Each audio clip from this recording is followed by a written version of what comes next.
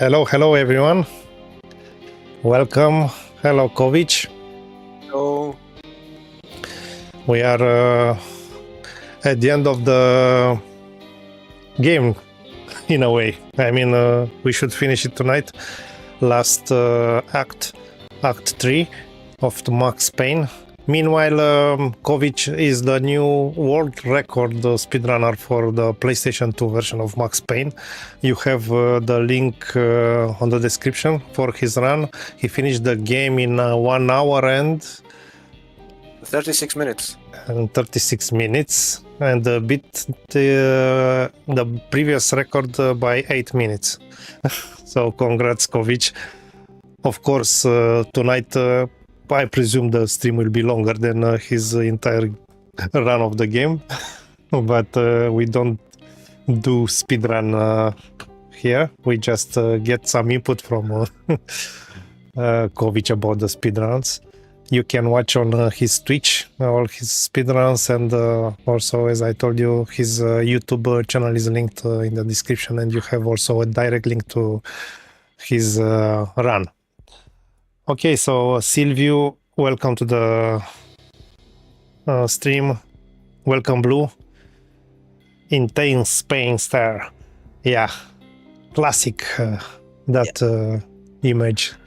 So when I'm seeing that rotating camera on PlayStation 2, and I see him from front, I remember one of the first pictures, the screenshots that were on the gaming magazines back in the day. So starting from 97, and there were a lot of screenshots from the game in different stages of production, and not always it was the same face. It changed during the production a bit. Okay. I'll have the chat open now, and I really want to shout out these streams, because the reason I got inspired to actually do a PlayStation 2 speedrun in the first place was messing about last stream and actually getting the super jump glitch completely by accident. Oh. That made me realize that I could actually do this and the run could be fun.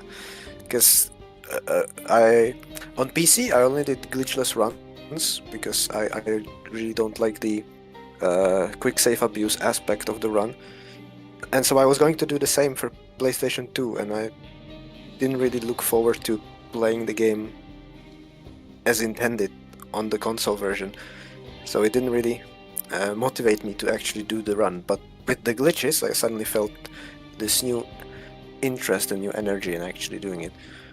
Well, I'm glad that you felt that way, and it helped you achieve this performance. Okay, so I think we managed to fix the problems that we had with the capture from Kovic. So it looks better than last time. I hope it will stay like this. Also, let us know in the chat if you want Kovic screen to be bigger. We can adjust this. Just let me know.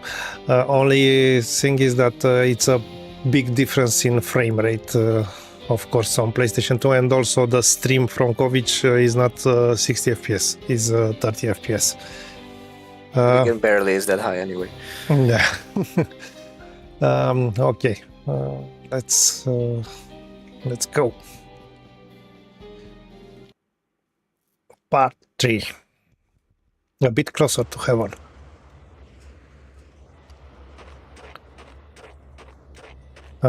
Okay, we are in the same place, yeah, okay. Yep, right at the start. We mentioned the very ugly skybox here last time, so I don't know if we need to dwell on it, but very low detail building outside the playable area here. Yeah, it's not important. Who looks that way? Look, even on PC, the apartment building, which is far away from here, it's lower resolution. It's probably a bitmap. I mean, for sure it's a big map there.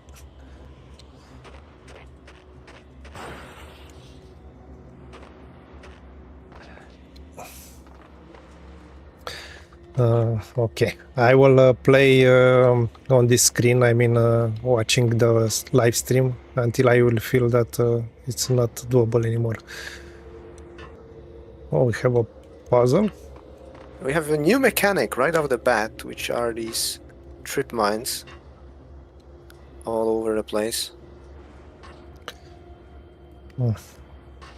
Oops, not this way.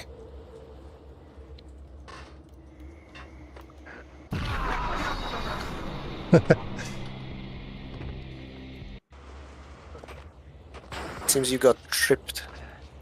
I wanted to jump on the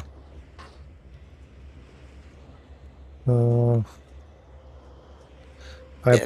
way you can get through with a double laser. And there's only one laser. Sometimes you can jump over them, but I think it's intended that you always shoot them. Feels like that to me. Oh, okay.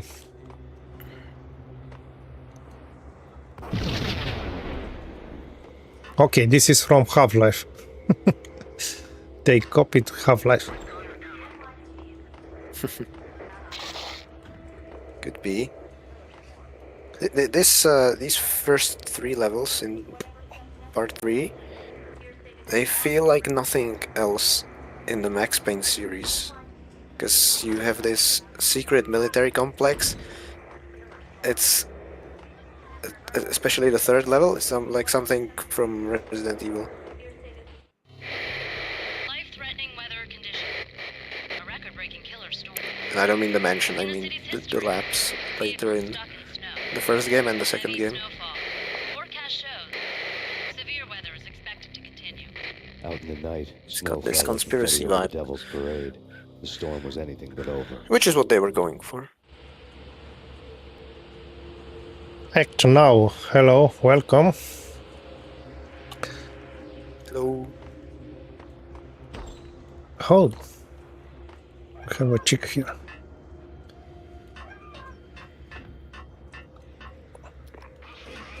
Let's go into the next room. And immediately we also get power creep, Okay, let's say, with that the was enemies. funny.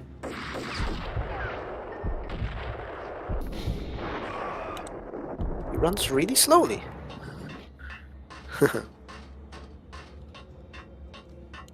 Now the enemies have body armor, so they're quite a bit spongier. You know what you should play after finishing these games? As Sniper, the series. You have the same mechanic with the bullet view. Search and destroy. This one. Yeah, I know the series. I never played them. It used to be quite big, quite popular for some time, and then it fell off. I don't know what happened, if they had some bad release or something. There are 2 of them. So it's Ghost Warrior or something like that. Sniper Ghost Warrior. And another one is Sniper. Sniper is still active, actually.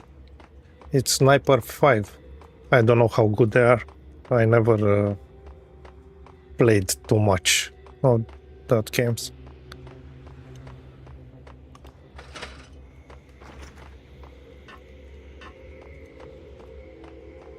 Okay, so I'm not seeing your Back. screen anymore because it was unplayable. Understandable.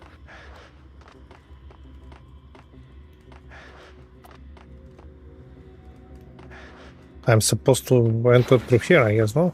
Ah, no. Just some loot here, very useful loot. Recommend collecting it. Did you get the sniper rifle also? Yes, of course. Don't want to miss out on that one. You can get it in level 6 as well. but it's too powerful to ignore. And spoiler alert, you want to save some sniper ammo for the last level. Okay.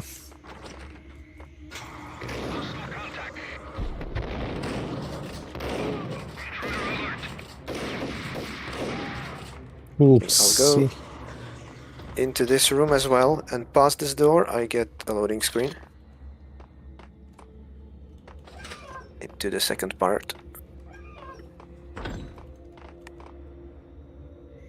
Here there's only one trip mine, so I can jump past. Oh yeah. I'm sure I will die if I try. Use the box.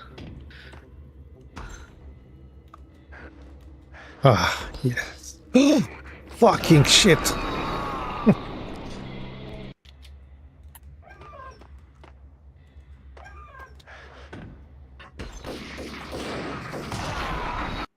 Okay.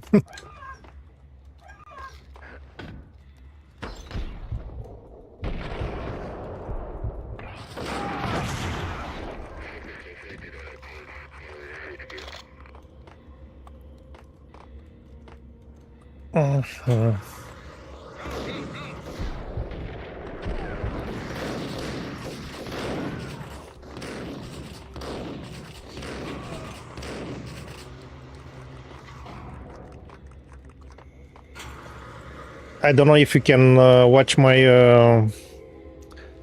my screen coverage because I'm watching it. Yeah, okay. I will not be able to synchronize with you.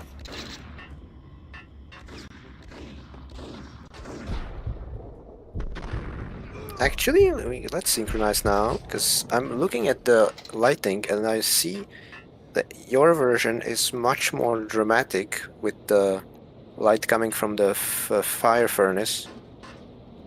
It's a lot more orange than on my side.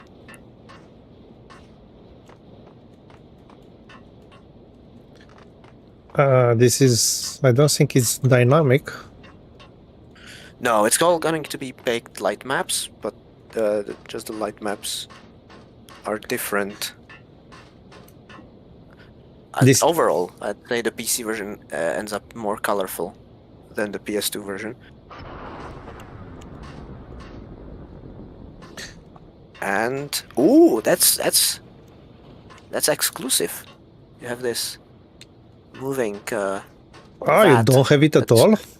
No. Oh, sorry. No, it's here. Okay, we have a different cycle. Okay, now it arrived, and it's pouring fire into the vat. Okay, my bad.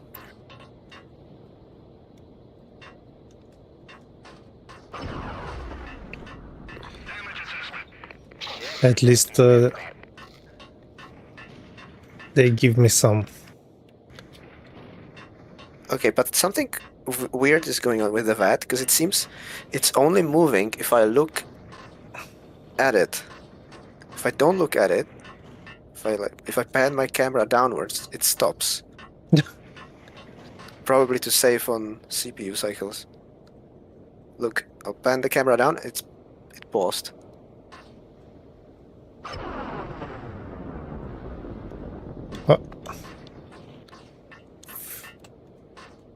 Now it's looking strange. It was like an incomplete effect because I didn't look at it. Yeah.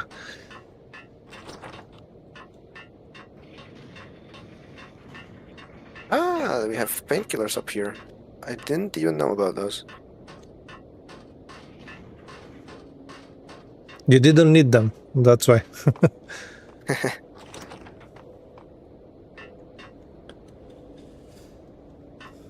Okay, man, it feels so good, this game. So far, I think you'll say different things in level 7. Pursue the intruder.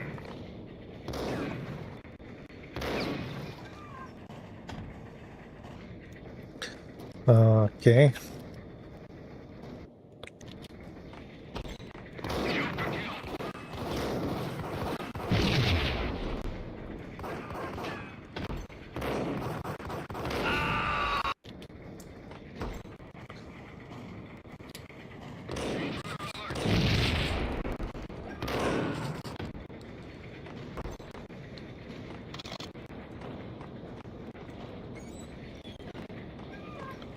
So now you break the record, so you could share some insights specific to the levels we are playing, if you want. Yeah, for this level there's no big tricks. Only I jump around the fire in here using this. I don't know what it is. There's a big metal contraption. You can jump on top of it. I just slid off, so I'll have to load just to move through the level faster.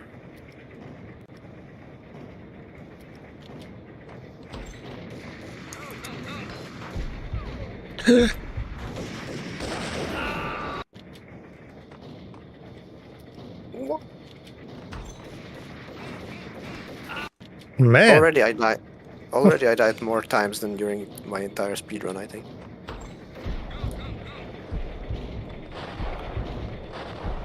So that proves the game actually gets harder when you're playing it normally.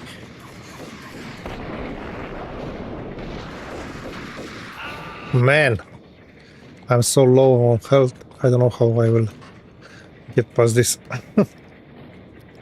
Let me try with the Beretta.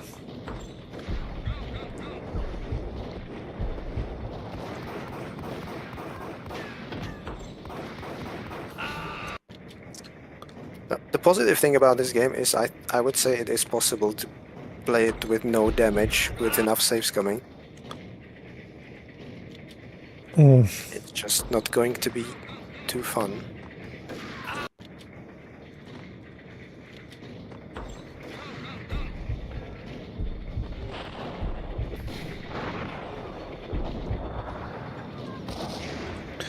Okay.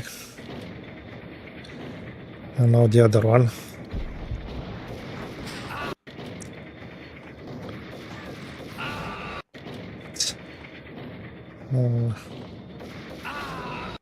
Holy crap.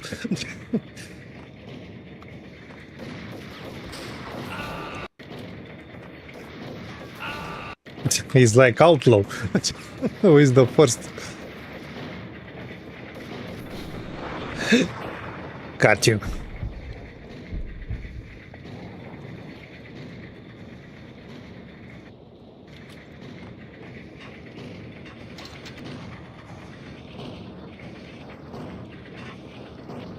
Oh, somebody's. Oh, he's on the stairs over there. I didn't see him. Okay, wasted a lot of health here.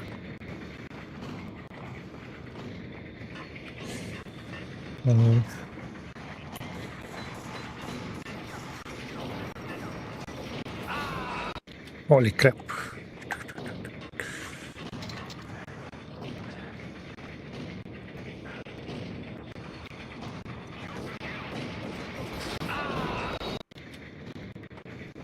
Man, I really need some help.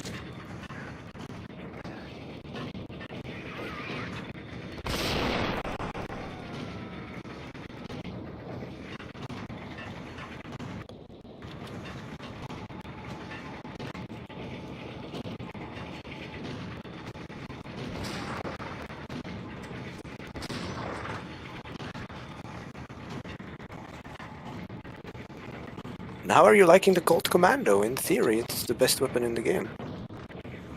No, now I realized that I had to waste the sniper ammo because of my health situation.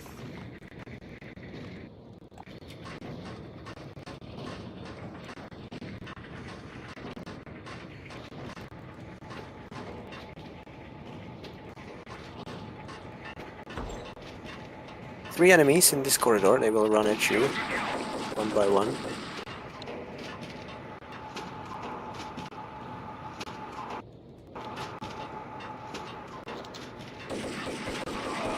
This guy has a painkiller.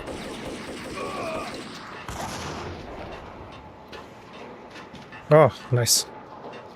Gold Commando is very effective because, I mean, I don't know if it's on purpose or it just happens to be like that via damage values, but it feels like it's armor penetrating, which it should be because it's firing NATO ammo. 5.56.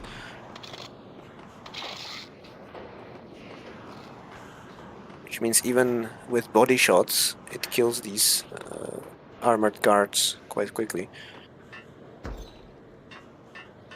Can you believe it? How about these Oh yeah, a little trick here. rifles? There are enemies in that window, but if you don't look at them, if you look to the right, they will not aggro you. So you can run past without having to kill them. God. Sleep with their rifles. If I look like this. Yeah. Or at least on console it works for me. I run diagonally like that and they didn't attack me. Ah. I managed to get past. They're quite synchronized on the loading screen.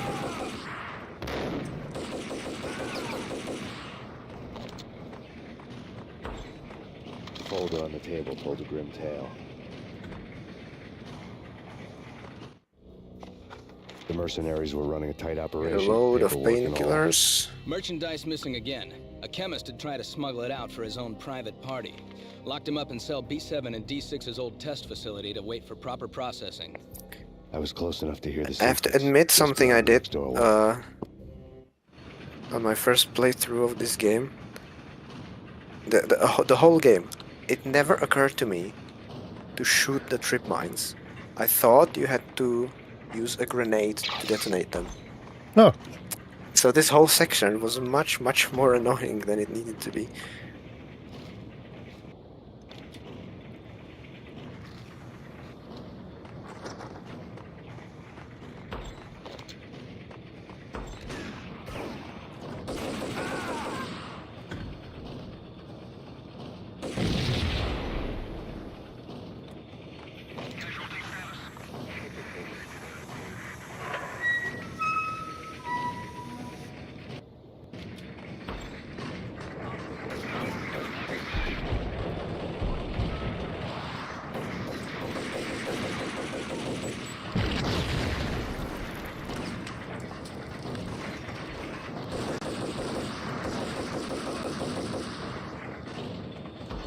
Right, catwalk time. This corridor is full of explosives, but it is possible to jump past them with the help of these explosive barrels.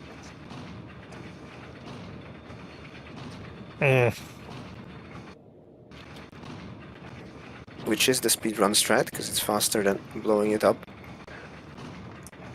However, I have been trolled by the guy who's waiting behind the door, because he can shoot the trip mine and blow it all up, yeah, like that. I think they ran into it, because some enemies then spawn behind the door, which we used to enter this large area, and yeah, they ran into this. Oops. So now I can take the loot as well. Okay, and fun fact is that this large room that we see under us on the catwalk, this is actually where the level exit eventually is on PC. It's that door over there. Behind that door is the elevator that leads into the actual Deep 6 secret facility. So on PC, if you could survive the fall, you could just go straight to the exit. On PlayStation 2, because the maps are split, even falling down there wouldn't actually help me. Holy crap.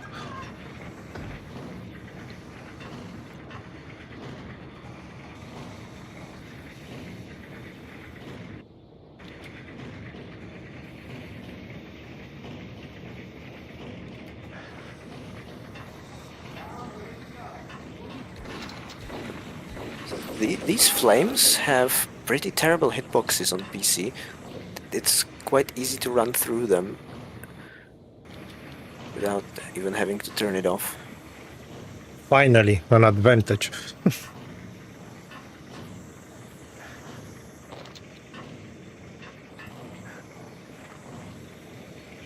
On PS2, I managed to run through the first two, but the last one that's actually blocking the door, it doesn't seem to be possible to run through it like I did on PC, so I had to turn the valve off even in the speedrun. Ah, you don't know how to get there, do you? I need to shoot there. Yeah.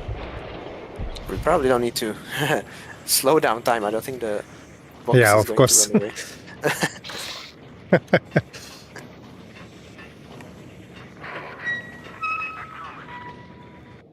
Okay, this next room, when I enter, it's going to trigger explosives.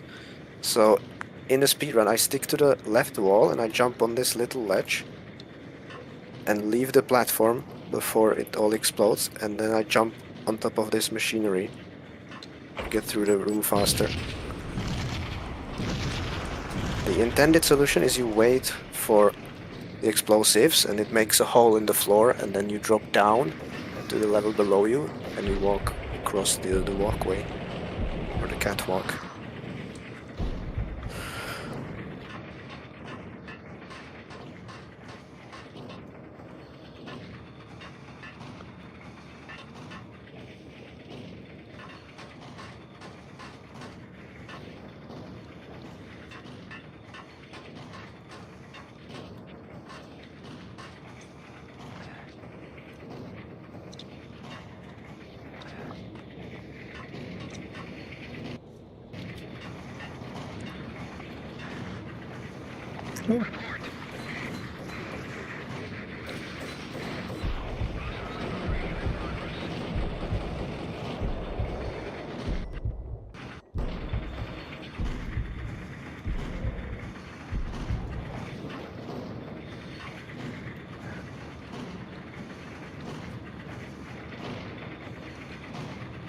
Grenades says, Jesus man, is the PS2 version running in less than 30 frames? Yeah, Yeah. sometimes, yeah. Yeah. Welcome to the stream, Connect.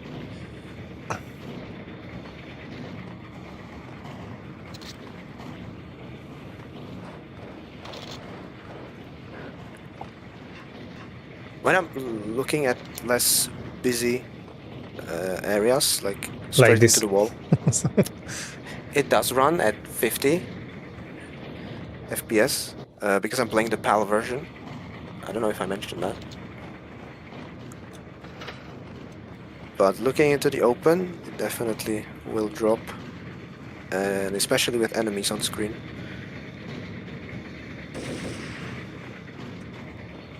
Did you go into this shipping container? Yeah. Yeah.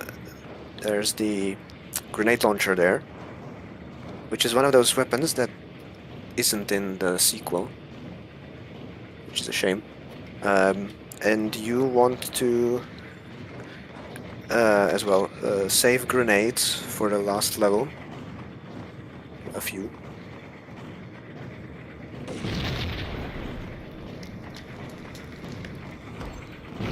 Oops. Oh.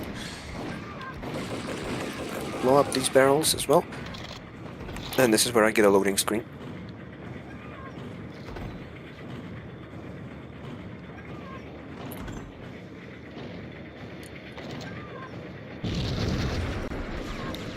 Which means that I'm not... Oh, fuck. I guess this is the one place where you are forced to jump over the trip mine, because you cannot backtrack into the previous room, so you don't have space to blow up this trip mine without taking damage. You have to jump over it. You know, maybe they could have moved the box here to make it easier. I'll take the painkillers. Go into the next room.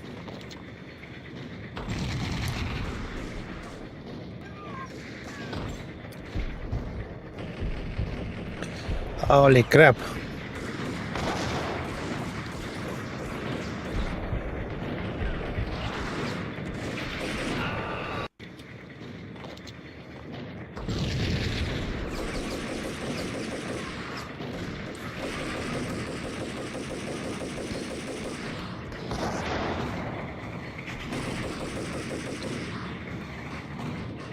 Let's see, any secrets? Oh yeah, actually there is. Just have to walk across this narrow beam. And it spawns an enemy below me. Well, that's nasty.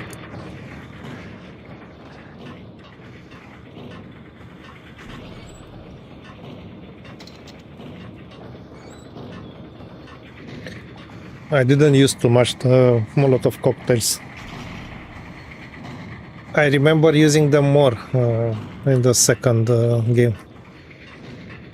Yeah, they have quite a small area of effect in this game, so they're not that useful. It's hard to hit something with them.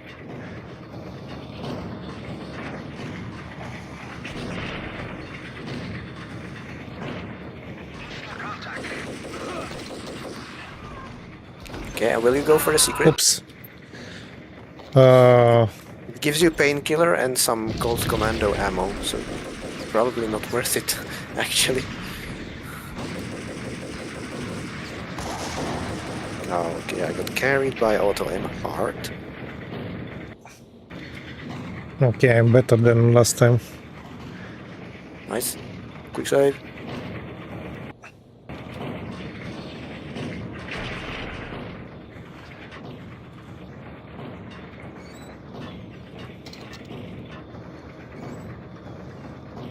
Ah, so that's why you mentioned Molotov cocktails. I didn't realize there's something in those cupboards. Search and destroy.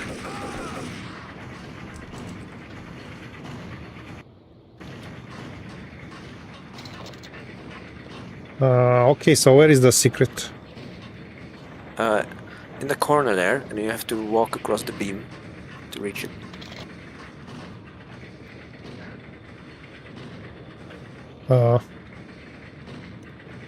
You can try and jump past this corner if you want, but it's not the intended solution. Oops.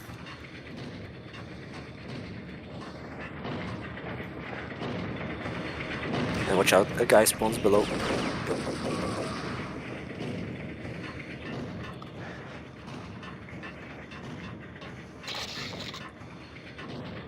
Nice.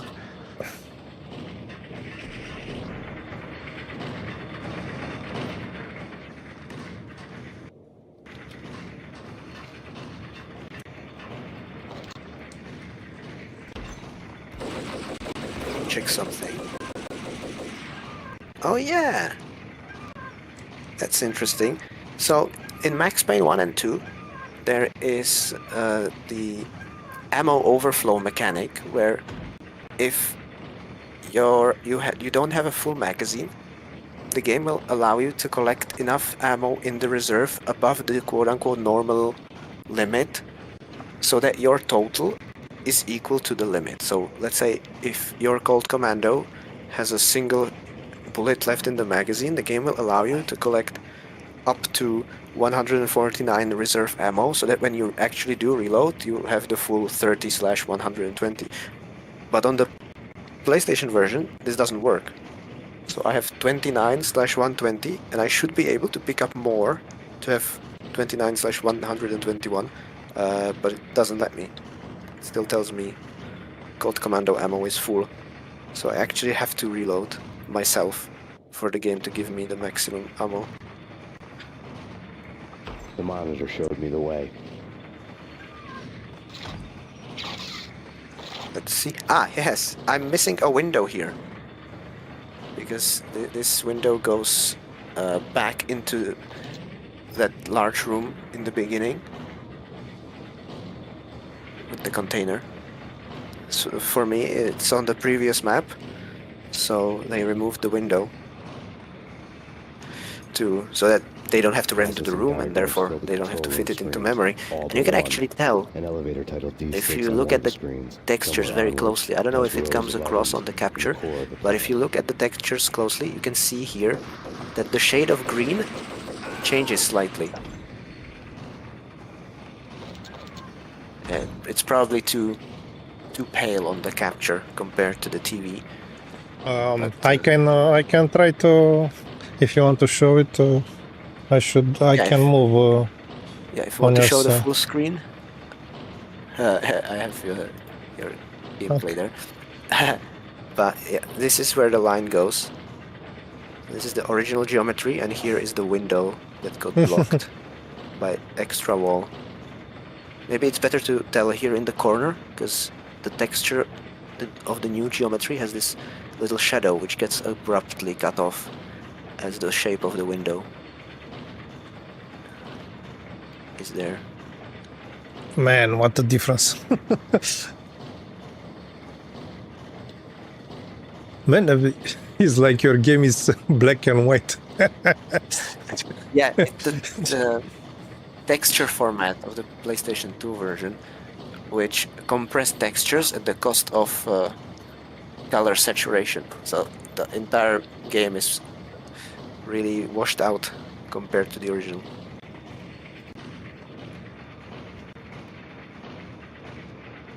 I didn't open the door.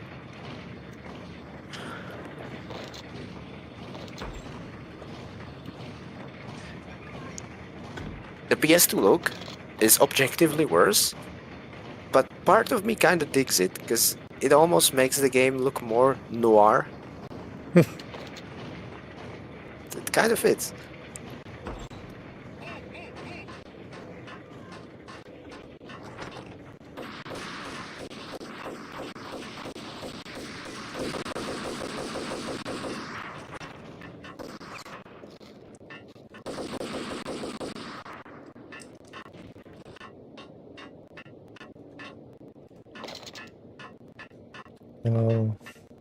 Okay. Something else? Okay. Oh. I can get extra grenades here? No.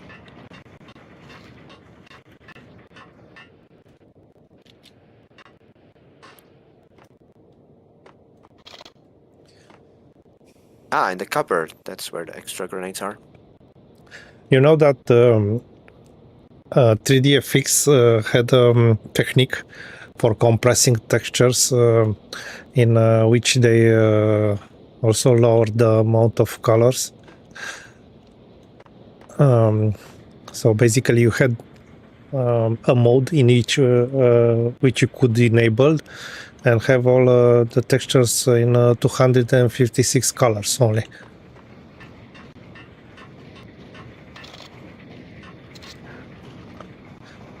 And I played a lot of time with that setting, to be honest, back in the day.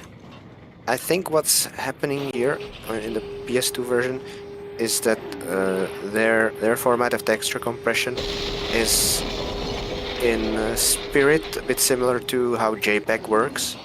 So they have a separate chrominance and luminance part of the texture. And reduced infidelity, which is how you lose the colors. Konates mentions this feels opposite to San Andreas, which feels more colorful on consoles. And that's very true.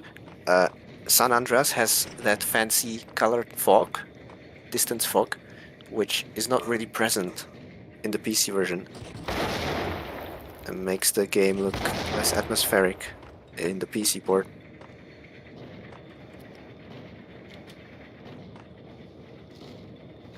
If you ignore the frame rate, I would say that PS2 version of San Andreas is superior. Or I guess, I don't know how Xbox looks. Probably Xbox is going to be the best, as it tends to be. I'm not sure, because this was a PlayStation 2 game initially.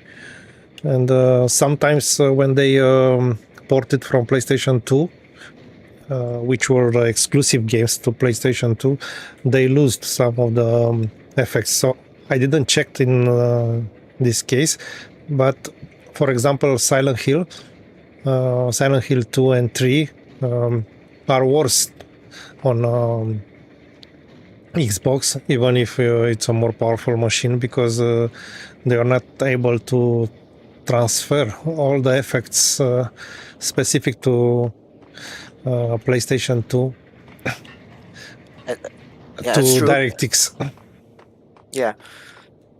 PS2 has much more unique hardware than the Xbox and is capable of some specific effects when the developers had the know-how, let's say, how to best use the PS2 machine, because it has that special emotion engine CPU with coprocessors, and the coprocessors can do a lot of extra work if they are utilized properly.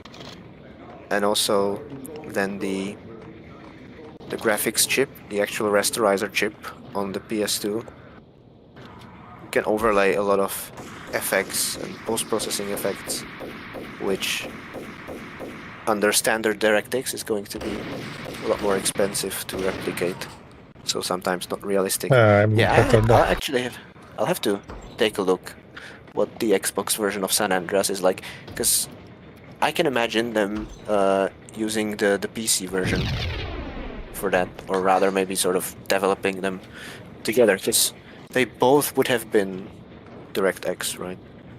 Yeah, exactly.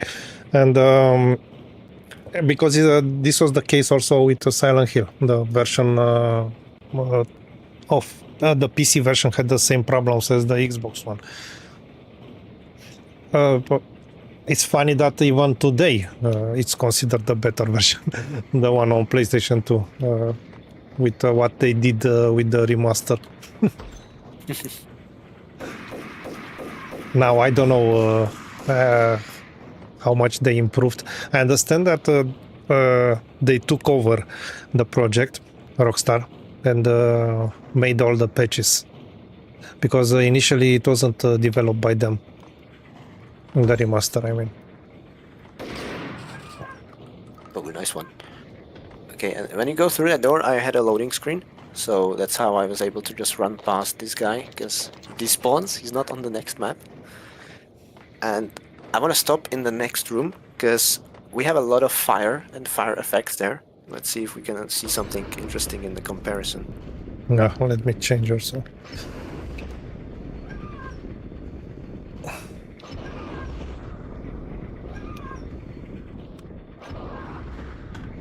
First thing I notice is low frame rate.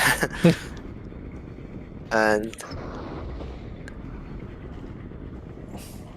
it looks like there's almost a sort of proto-bloom effect baked into the texture of the fire on the PC, which makes it pop a lot more. Oh yeah, actually it doesn't look that different, this area, to be honest. And there's a glow to the fired up furnace as well, similar to that area with the vat earlier. And I really despise the trip mines here, and also later in level 7, because the laser is quite thin. It's red on red background, or in a sort of reddish area, and on top of that I'm playing with composite signal, so red is the worst color you can get for composite signal. It likes to dot crawl and blend the most. So what I'm trying to say is the lasers can be hard to see.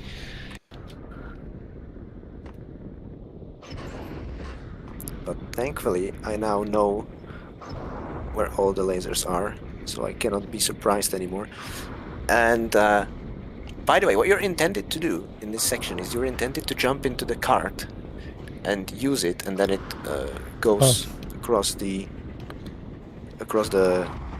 rails.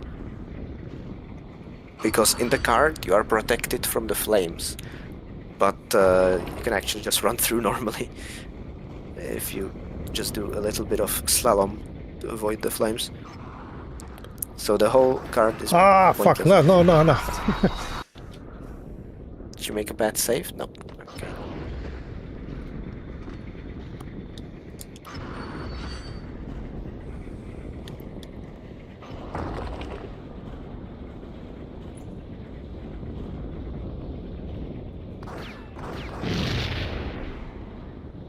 Okay.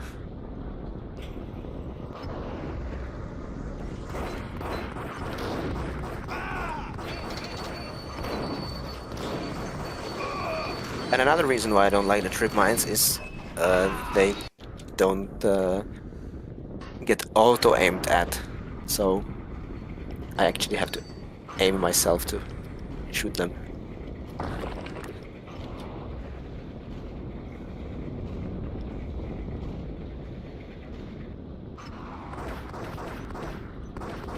Ah, I shoot again on the other side, damn it. Yeah.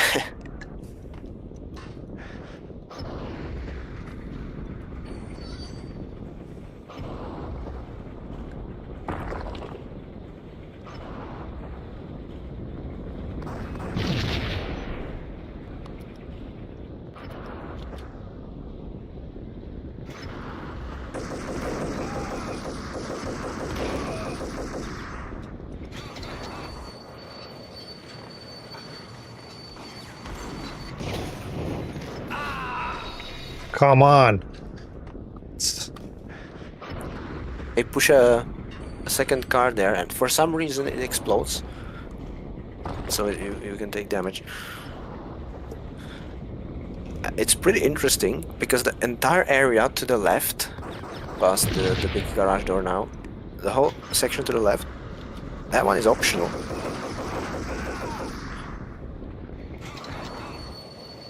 I can't find anything interesting there.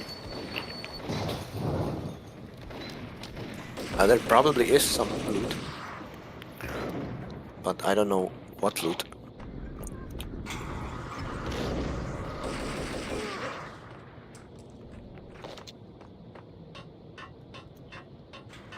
Oh, Painkillers. painkillers. Cold commando ammo, grenade launcher ammo. That's a nice haul. Emergency shutdown valve. Ah, well, that's pointless. Yeah.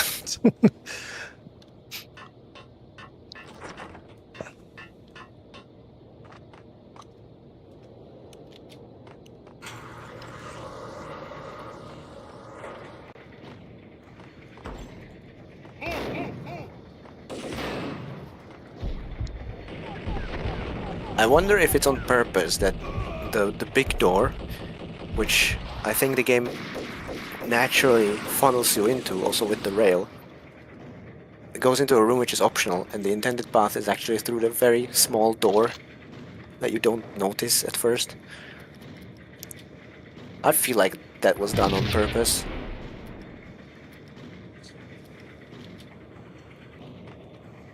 Probably. Okay, and now we have the last room of this level. And because it's a completely different map on the PlayStation version, it's filled with enemies again. Which I think for you, yeah, the guy on the other side of this, what is it, some sort of rail system transporting something and burning, he was dead. Oh, yeah. Yeah, because you killed him earlier, like 20 minutes ago at this point, probably.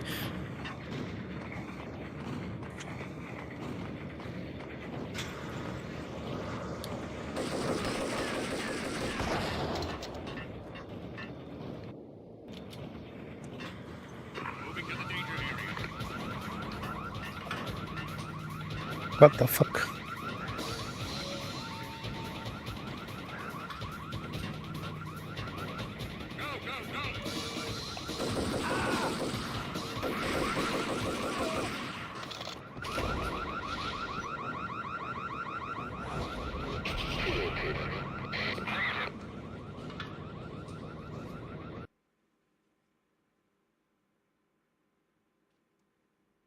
Chapter 3, Final Revelation.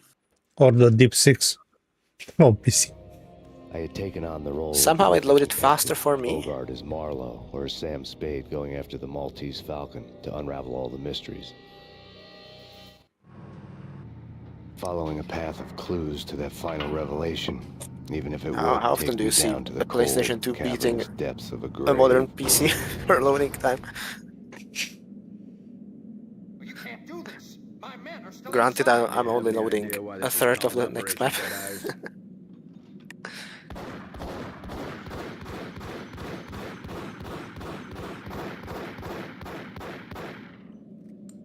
I think he's dead already. Let's do it.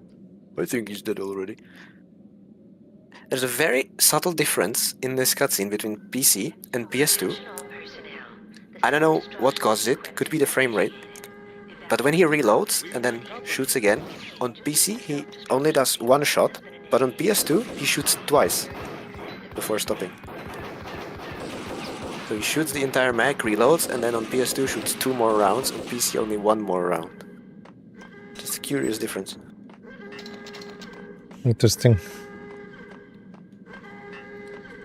I had seen the logo on the floor before. Painkillers here? I feel like there should be. There was an old army bunker under the steel mill. I knew the military Guess plaque not. on the floor. I had seen 1,000 variations of the insignia on crumbling brick walls everywhere in the city. The sword replaced by a syringe. Project Valhalla. V for Valkyr. V for Valhalla. All of a sudden it read like a crackpot conspiracy theory.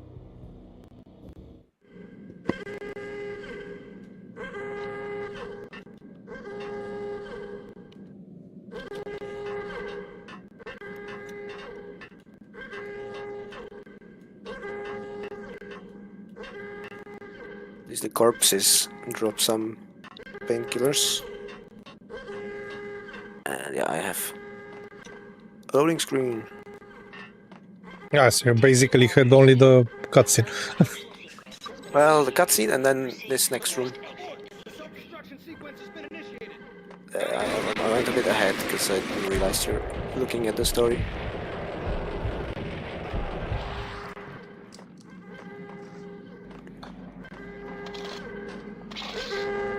Oh, now that I see the pulsating red light, I realize I probably should have stopped to compare.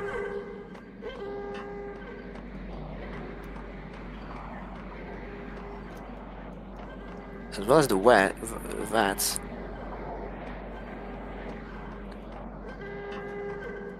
Because I always just run through here, I actually had no idea there are VATs. Which is the Valkyr, I presume. The green goo.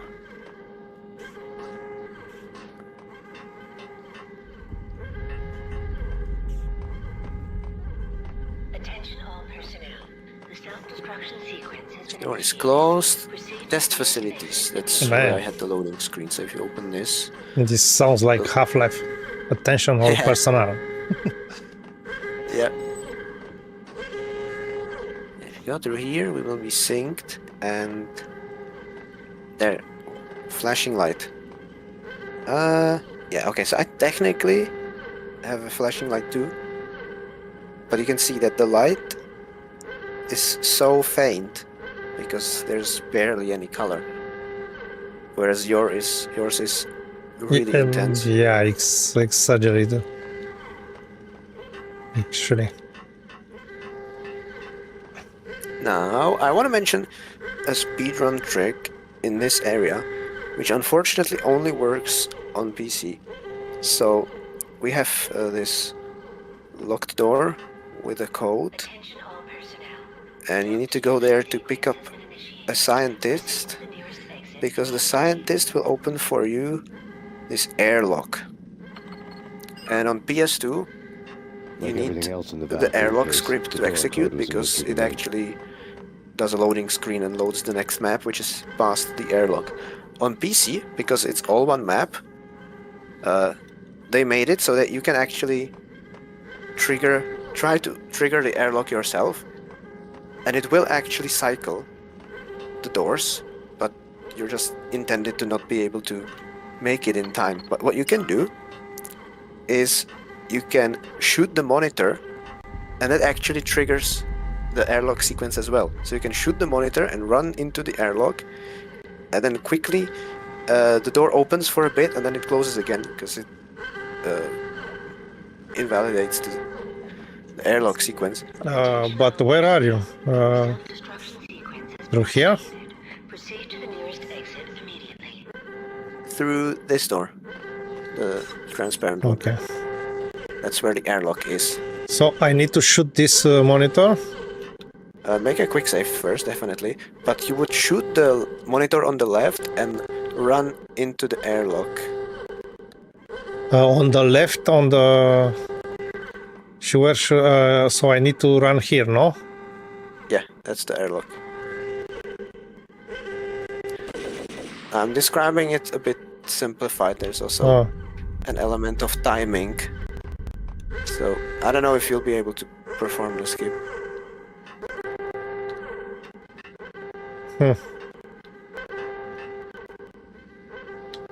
The chemist had been using the workstation when I he haven't died. practiced The it half-life either, of the lab because rat like I said, ended on online. PS2 His it's just password blinking impossible on the screen. to do. 665. Attention all Neighbor of the personnel. beast. But that's about how it works. So you can skip a large portion of this level on PC, and even in the glitchless category, because this trick is not considered a glitch by the rule set.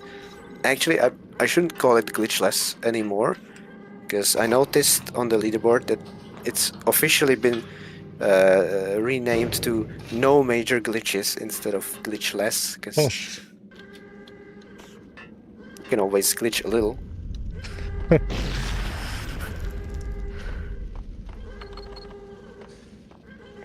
Man, the lag when I'm playing on this screen, it's atrocious.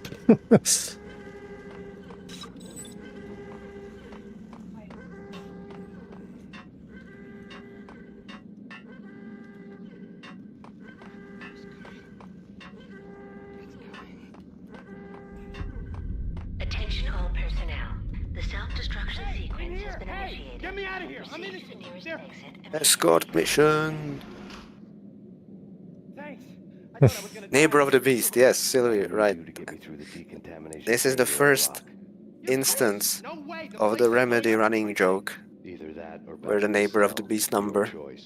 Okay. gets I'll do used it. for I'll do it.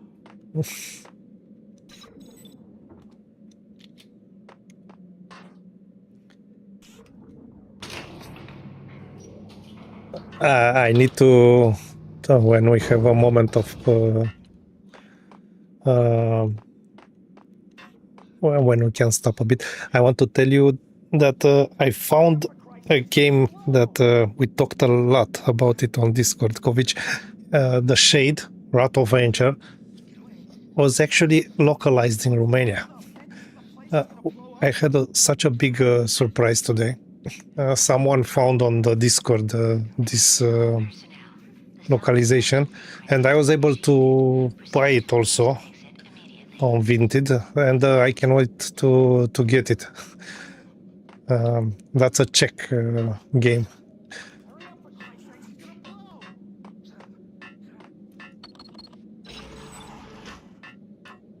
When I say localization is, I mean the manual is in Romanian only. so not even in-game subtitles or something. No. Ah. Like, because when you say localization, what comes to my mind is actual translation of the game. But something interesting is that in this case, something that I didn't see in any other case until now, or I probably for I didn't see something like that. It's translated. The game name is translated on the disc.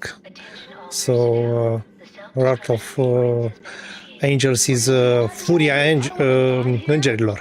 It was written on the CD-ROM in Romanian, which is something I didn't see on any other game until now.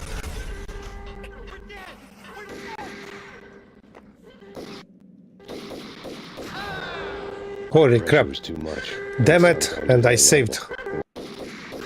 Holy crap. I made okay, a you need to load a previous quick save. fucking shit. I didn't know they can actually kill him. That's funny. So quick, this one. Yeah, 2 minutes ago. That should be fine. Okay.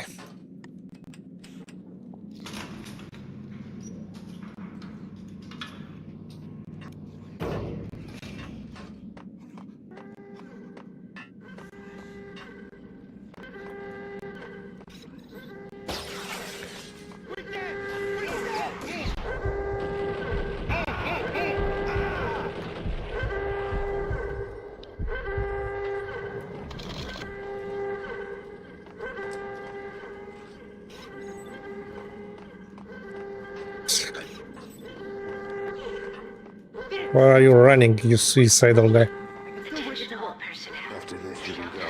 You're a free man. Proceed to the nearest exit immediately. Blaze is asking, have there been any games with Romanian subtitles? He genuinely doesn't remember ever playing any. Yeah, there are some. Actually, one is there are some made by the community, like Gothic. Gothic has Romanian subtitles. The first Gothic. I don't know about the second one. And now there are some modern games. There are some on PlayStation 3, which were also dubbed in Romanian. And also on PlayStation 4, I know a few games. And PlayStation 5, one of the launched games. And also, yeah, there's a few with subtitles. There are more than 10, let's say. Makes sense. I think PlayStation is the publisher keeping up translations in the, let's say, Central/Eastern European region.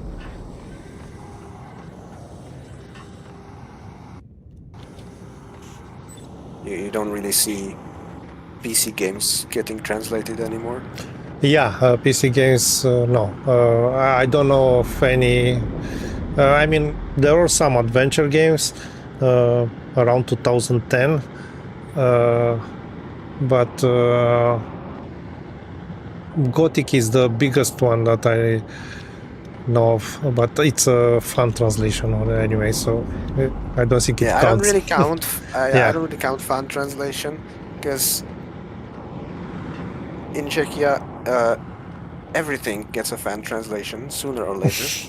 we translate everything into the people. I think there are a lot of people who just love translating things into Czech, so you can find a Czech version unofficial for everything. So it's the official efforts that are interesting.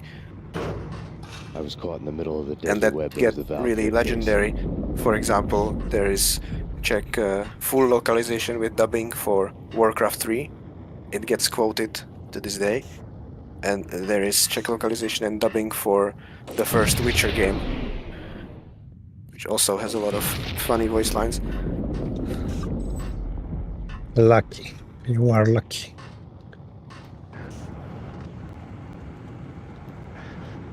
And I would say it's also part tradition, because also One of the lab all journals had the movies and project all logo on the TV screen. shows have always been dubbed here, and still are.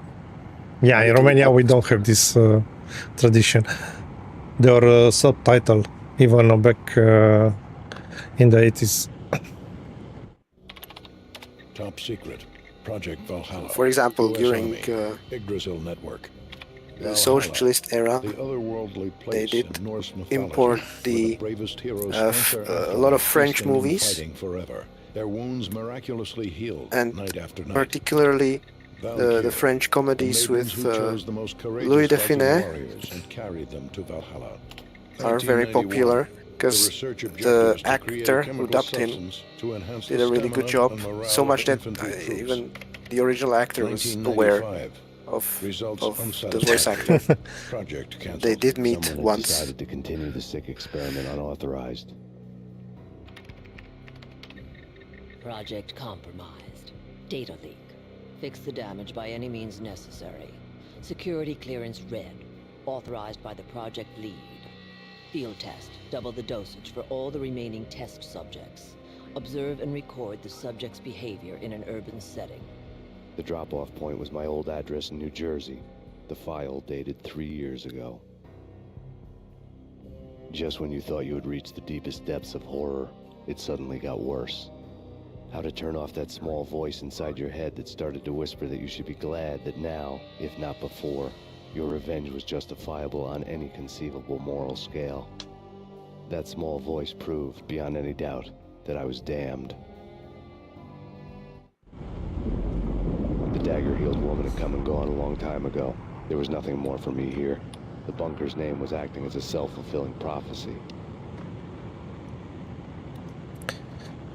In Romania, actually, we didn't even had these movies outside the cinema sometimes, but many of them were dubbed by only one person, which is now a celebrity in Romania, because he dubbed, I don't know, 2,000, 3,000 movies in the 80s. It was crazy. And it was the same person for all the characters in the movies. Irina Margareta Nistor is her name, and I actually had some nostalgia. At one moment, I was looking for some of the versions, but they are pretty hard to find. You can find some of them on YouTube, but everything is. It was illegal, basically, but illegal made, of course, with the support from the Secret Service in Romania, because yeah, not everyone was able to leave the country and bring some movies. So it was a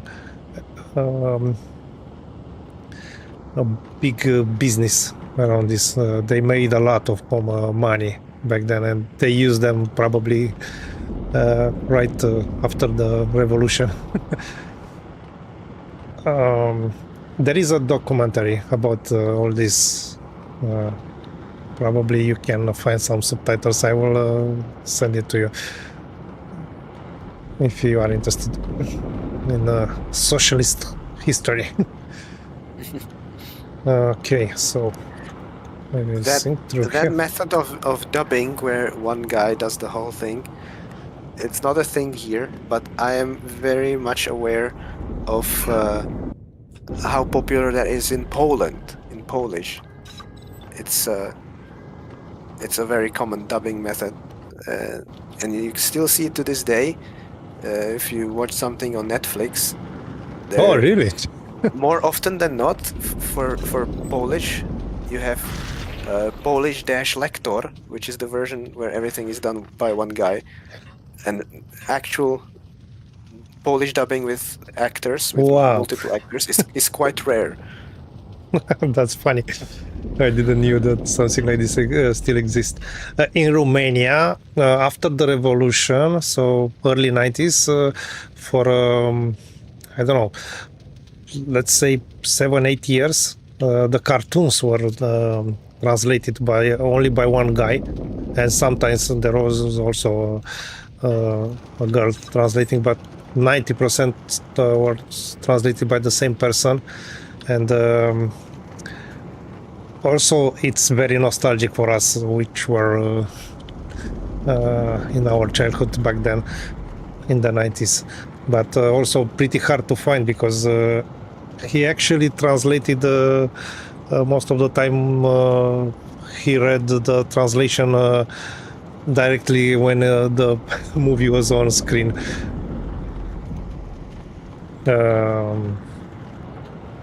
There is also a documentary about this in Romania with this guy. Yeah.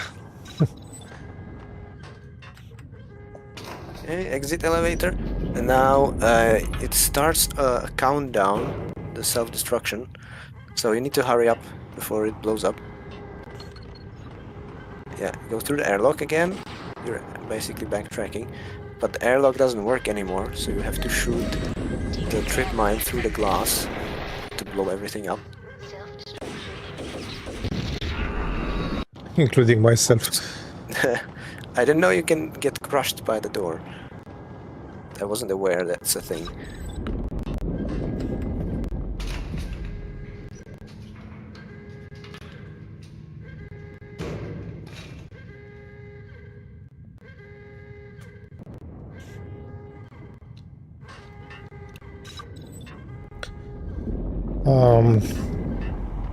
Okay.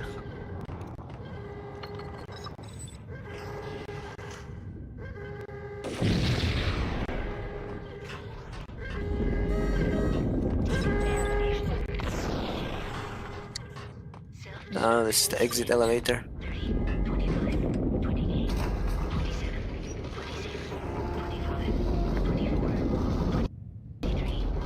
There is one more troll that the devs left in. Because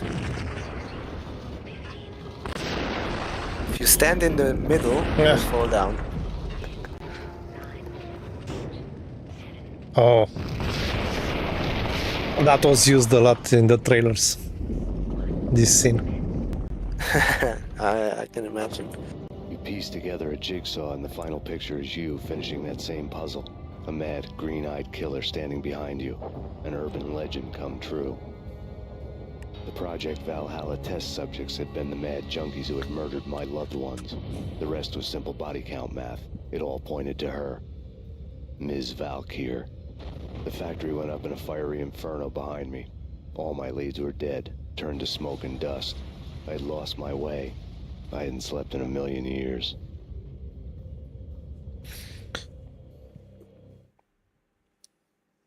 There is Chapter opportunity 4. to hydrate. I felt thin as death. I've been Now living if I on may an endless comment, supply of week-old I've donuts. always They were felt fuel for this is a crazy really furnace inside my strange head. I couldn't remember when I had last seen part the of the sun. story. I was on a permanent Because graveyard at this shift. point, Max When the Payne darkness blew fell, up the New York City facility, became more or something less, else. Any old and Sinatra he has song nothing else to notwithstanding. go on. Bad things happened in the night. And On the the streets of that story other just city. throws him a Noir, bone York City. with the fact that he I just was in an all-night suddenly diner down in Capellix, realizes coffee that tasted like engine BB oil. is the When a guy new message from who BB got me back on the killer set him track. up and betrayed him and killed Alex in the first level. Maxie, I'm going out on a limb here. We need to talk this So he through. goes on What's this the plan? complete 2:30 side a.m., quest the choir to communications garage. kill him The more I in thought the about garage. Alder's murder and the frame-up, the more it And felt then like an out of inside nowhere he job. gets I should have seen the it phone coming. call from BB had sold me Alfred out, and now Woden, he wanted to finish what he'd which started. gets him back on track to actually finish the garage was story. dead. BB showed up in his tailor-made suit, gold watch, and cufflinks to match, all way beyond a cop's pay. Maxie. Oozing suave charm, he was guilty Which as hell. XP machine would feel more What the hell does nostalgic? One BB for stand 2001 to anyway? 2004 Backstabbing bastard. or Come on, don't be 2005 like to that. Have a 2008? cigar. I Well, don't smoke. I mean, Maxie, you have no idea how big if this you is. take It's the later huge. You one, have no idea. then you can still run the earlier I ones. think I do. If you're Your bride targeting taking only bent XP, cop who sold I out his think there partner. is nothing Those wrong monsters with in the going subway with were a dead giveaway. uh, Couldn't miss. later Bet it was noughties exactly hardware like this with and Alex. Service Up Pack close 3. and personal. You can't But win this one, Max. that's if you want to do No, but XP I make only. damn sure none of you do If either. you want to do what I did, I have a BB hybrid turned out to be another cardboard XP and cutout 98 bad guy. machine, which is 2002 hardware, which is specifically the era where I'm still able to get number one drivers for all the things for both 98 and XP. And more importantly, on the 98 side, I have a motherboard A bad cop and on a the sound table. chip which is Cowardly still right-hand capable man fleeing from the of scene, leaving his paid thugs to outputting do his dirty work. Sound Blaster DOS emulation, so that I can actually run DOS games under 98 and have sound, which is not trivial to do. If you have early 2000s motherboard, you can have an emulated Sound Blaster via something like Realtek AC97. Or you need an older motherboard, and then you can have an actual sound card. Ideally an ICA sound card. The PCI sound cards are very temperamental, and you can get those sound that way. If you have a too modern motherboard, they do HD audio, and that one no longer does the necessary stuff for you to actually run games under DOS and have sound. So if you go with the later noughties machine, like the 2005 to 2008, like you described, there's no chance you can actually run 98 Windows 98 and play DOS games under it satisfyingly. So then you have to go the DOS box route, and at that point, what's the point? Might as well play on Windows 11 in DOS box or Linux. In my case, I don't know if you can use on the same mainboard two sound cards, one for XP and one for 98, because if you are using an ICA card, you are losing a lot in terms of effects in 98 for 3D sound cards. Yeah, that's true. I think, at least in theory, it should be possible, as long as you don't end up being unlucky with the interrupts and DMA conflicting between the two cards. So at that point, it starts to matter, first of all, which slot on the board you put the cards in. You usually want as early slot as possible, so you want to make sure your GPU is in a later slot, or AGP ideally. And yeah, it will just take a lot of tweaking and testing to make sure all the games work, because different DOS games from different years can also be temperamental. Because let's say earlier DOS games like 90, 91, 92, they do sound in a different way than something like Doom or Duke Nukem 3D or Blood. So I've had a situation where early DOS games worked fine, Wolfenstein worked fine, but DOS would crash, just insta crash. Yeah, I never did a machine that satisfied all this. Maximum was to have a good hardware for 98 and XP, and separately for those games, another PC. Because I told you, in 98 there's a lot of games that are using 3D audio, and they are doing unique things, including Half-Life and Unreal, which you cannot do with older cards. And for those, you can have a creative AV64, of course, and maybe a Pentium 1, something like that. A That's a separate good way machine. to do it. And I always have two cards when I mean my retro computer, which is not on this location.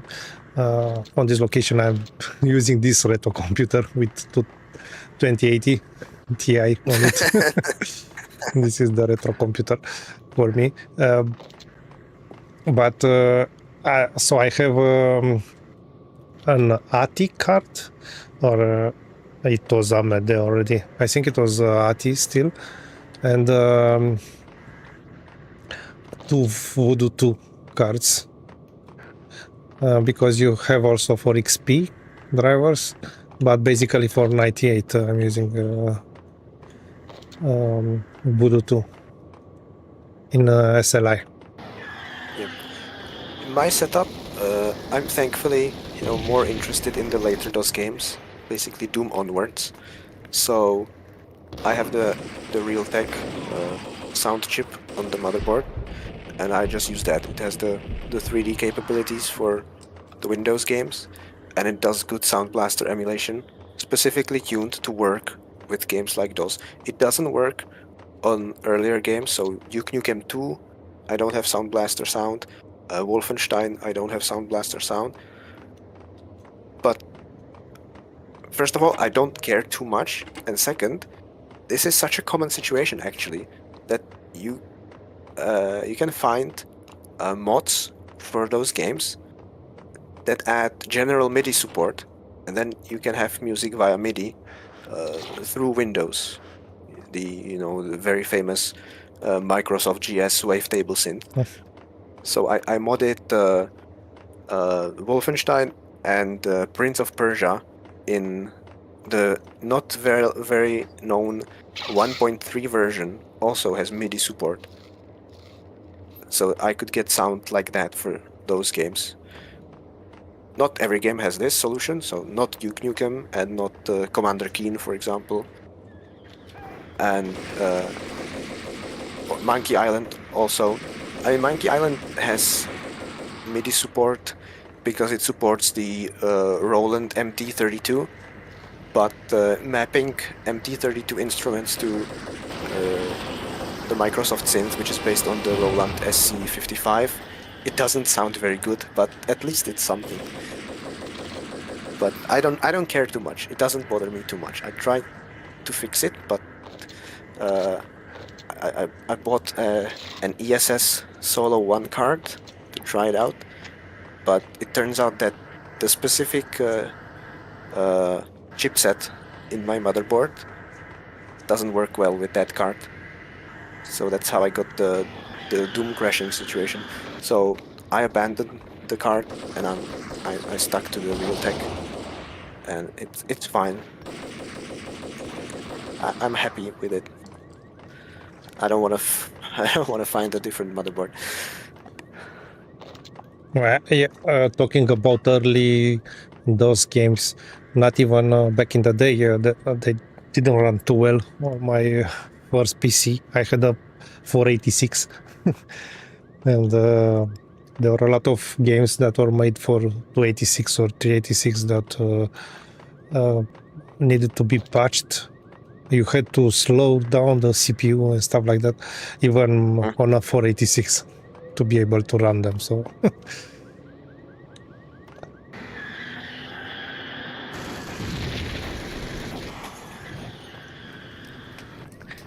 Wasn't that something that you had the turbo button for on PCs, or was that too much? Still was too much. I had turbo button, of course. It was 486 at 66, and when you press the turbo, I got down to 33 megahertz. But it's still too fast. Yeah. Okay. Yeah, that was common.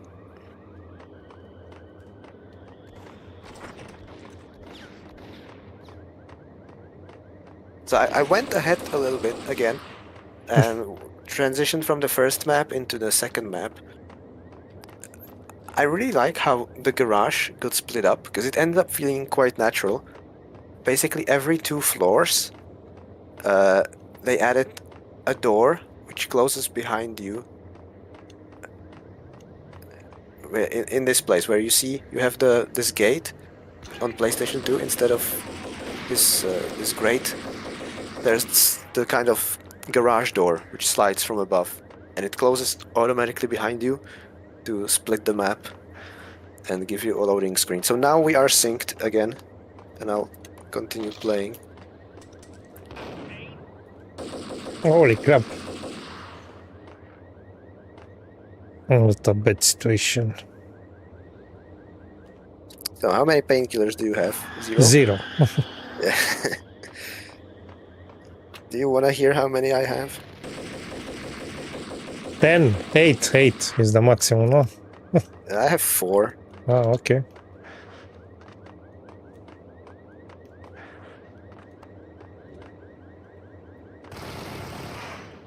I would say this is one of the toughest levels, and especially for the speedrun, because you want to run through quickly.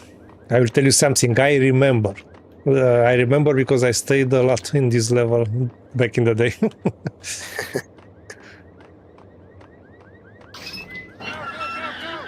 Holy crap. In my run, actually, this level went really well until the very end, where I got trolled by the boss, by BB, because I ran out of ammo, so I did a shoot dodge to instantly reload, and I should have shoot dodged to the right, sideways shoot dodge, but I did it forward, and the bastard threw a grenade, and the grenade hit me, fell straight down, and because I was shoot dodging into him, I just had no chance to avoid the grenade, so it exploded right under my feet, and I had to do the last level twice. Silvio is asking, did you guys enjoy Prince of Persia 1 and 2? I like Prince of Persia 1. I never finished Prince of Persia 2. I find it very cryptic, and with the more detailed graphics, it's somehow busy. And also, it's a pain to run. Like, the game is not very stable. I tried to run it on real hardware, and it crashed all the time. And I didn't have the patience to play it in DOSBox, so I never played it too much. I'm in the same situation. I mean, I finished the first one back in the day, and I also played the remake. I don't know if you know about it. It was released. The console one? Yeah, the console for the first Prince of Persia. I played it on PlayStation 3, but it's on Xbox also. It's pretty nice to try it.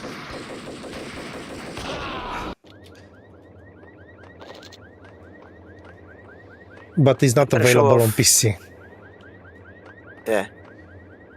But you can if you find the PSN download files, you can emulate it on PC via PS3 emulation. I think I played it like that. I tried it out.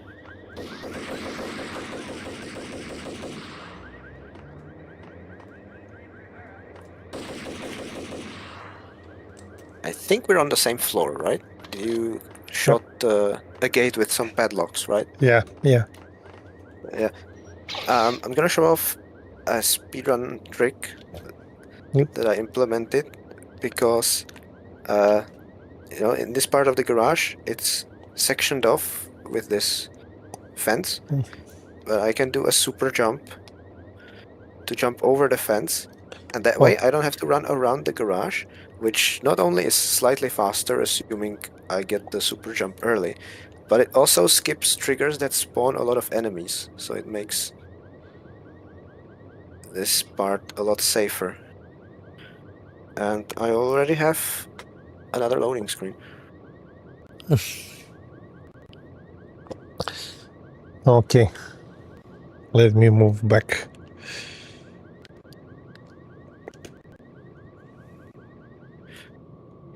But I did just realize that doing this means I skip this dispenser with painkillers.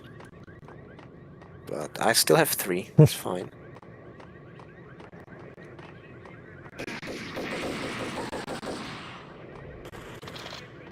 Oh, and I also forgot to collect the ammo in the middle room.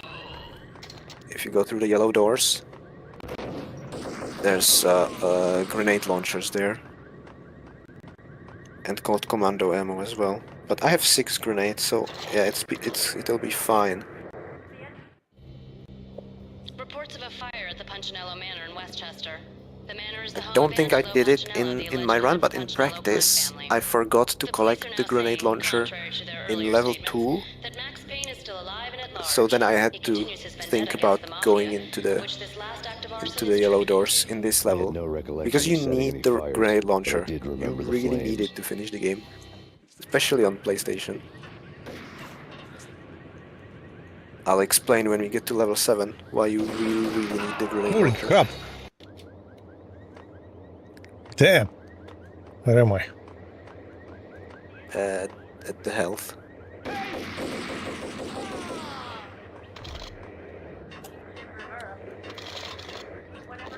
Lots of very nice ammo.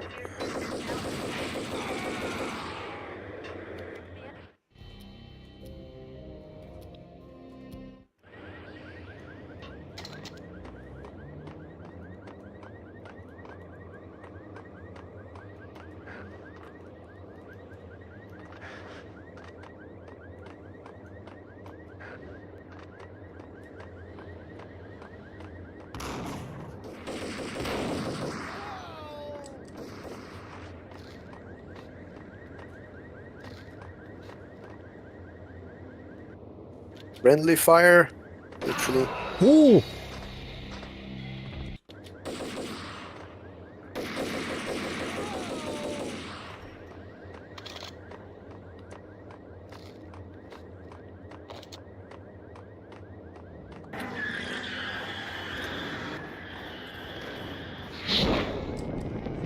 This floor is very short for some reason.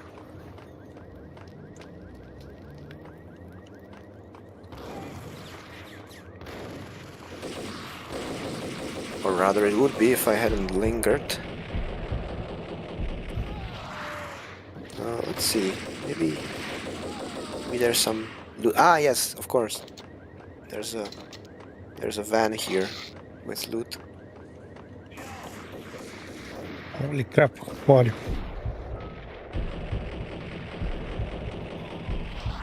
Two more painkillers here. You'll enjoy this.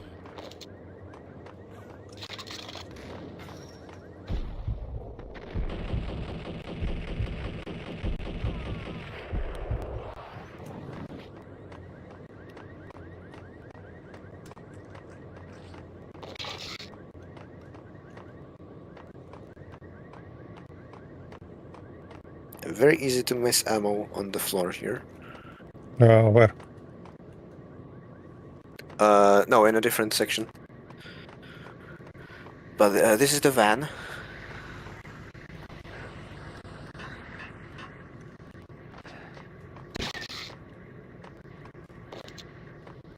Two painkillers here. I guess you need to jump into the painkiller to hit it. There's one more. Oh. Yeah.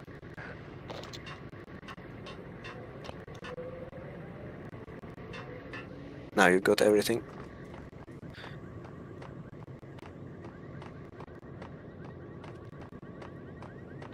And the ammo on the floor is when you continue down the garage. Behind the boxes to the left, there's called commando ammo. Did you get it perhaps already? Maybe I already got them. Yeah. It would be interesting if it was missing on PC. Okay, I'm gonna go ahead. I wanted to ask you, the drops are not dynamic, are the same, no? The enemy drops. It's always the same. Yeah, it's always the same. So there are specific enemies that will drop, for example, an extra painkiller when you kill them. And it's always the same. I wanted to say, I just noticed how blurry the floor texture is on PlayStation compared to the PC. Let me see.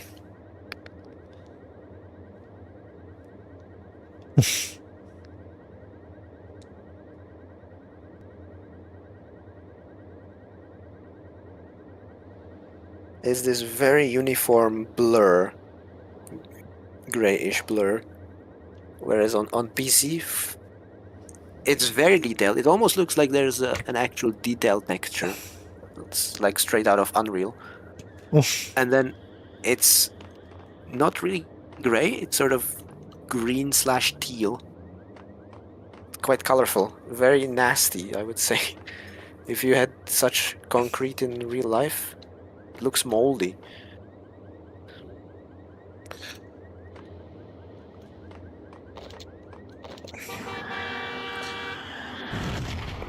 Okay, how are you ready for the boss fight? I don't know. We'll see. Okay.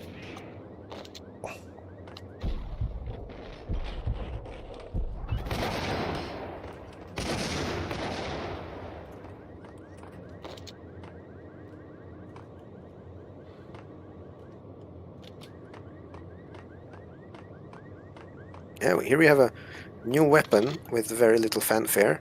The jackhammer, which is automatic shotgun. Fuck. I walked into the flame and I got insta-killed. I did not expect that.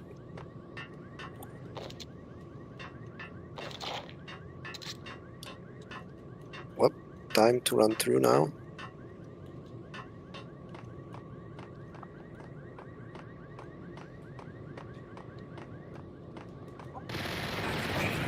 Holy crap. Kill me, please. I don't like it.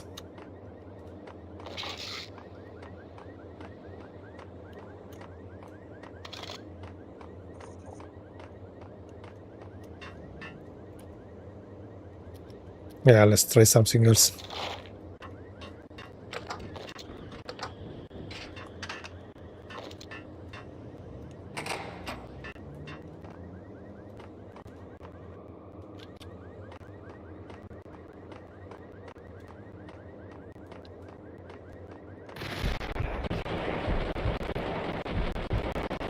Because I skipped the van now, I only have 1 Ingram.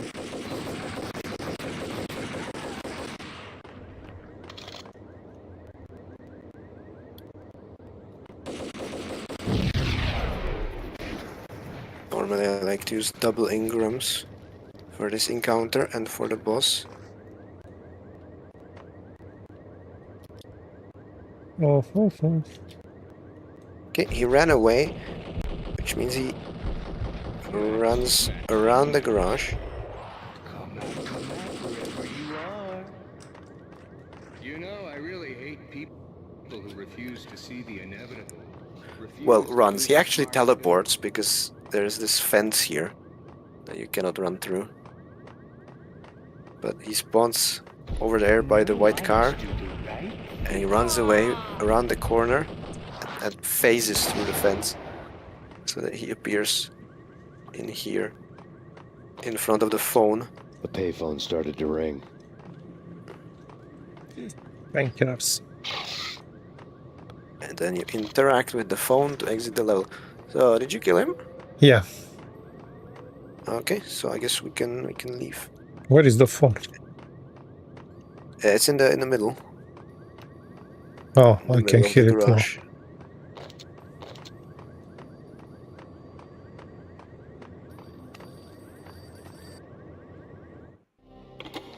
Yeah, Max Payne, whatever does it for you. this is Alfred Woden. I can give you the name of your enemy. Come to the Asgard building presently. We are expecting you.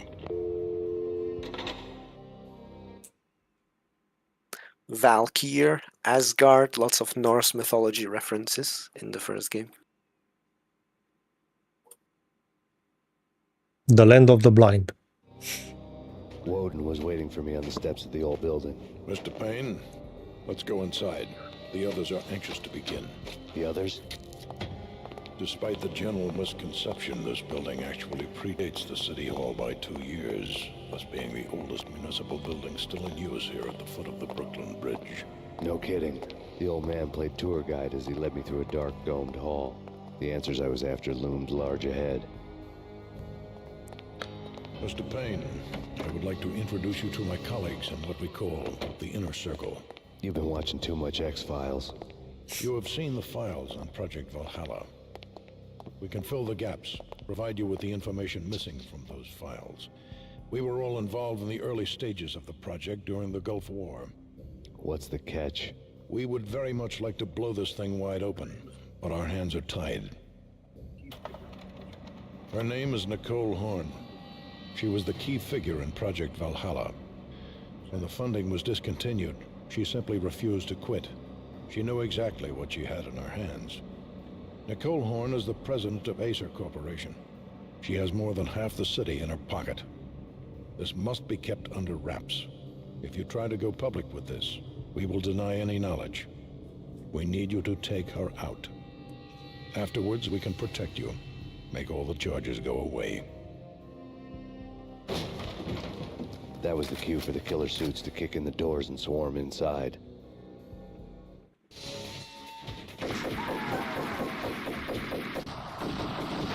It was an impressive floor show, but I decided to leave early anyway. It was only a one-story. Another round for the trailer. Yeah, and I noticed 2 interesting differences in the cutscene. The first one is very obvious, and it's the fact that my cutscene is longer, because in the cutscene he runs through the door and into the basement, and that's where you start the level, so that they don't have to include this courtyard in the actual playable map. Wow. And then the second difference is that, and I only noticed that now, when he jumps through the window and the game slows down time for the cool shot, the pose is actually different. On the PC, he sort of turns slightly to the left, whereas on PlayStation he's turned to the right, and you can't really see his head very well. Which is a bizarre, tiny difference.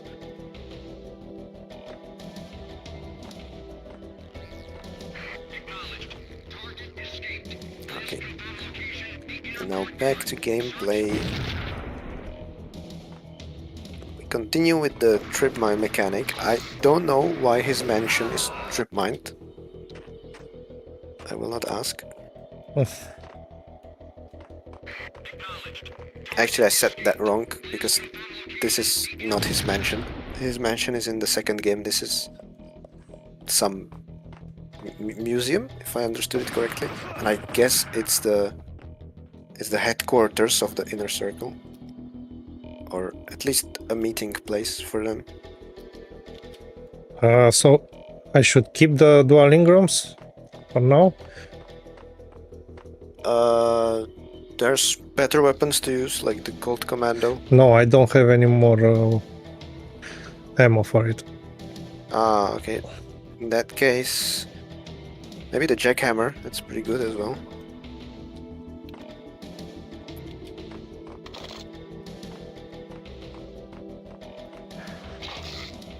I like to keep the engrams for specific occasions because the ammo disappears really fast.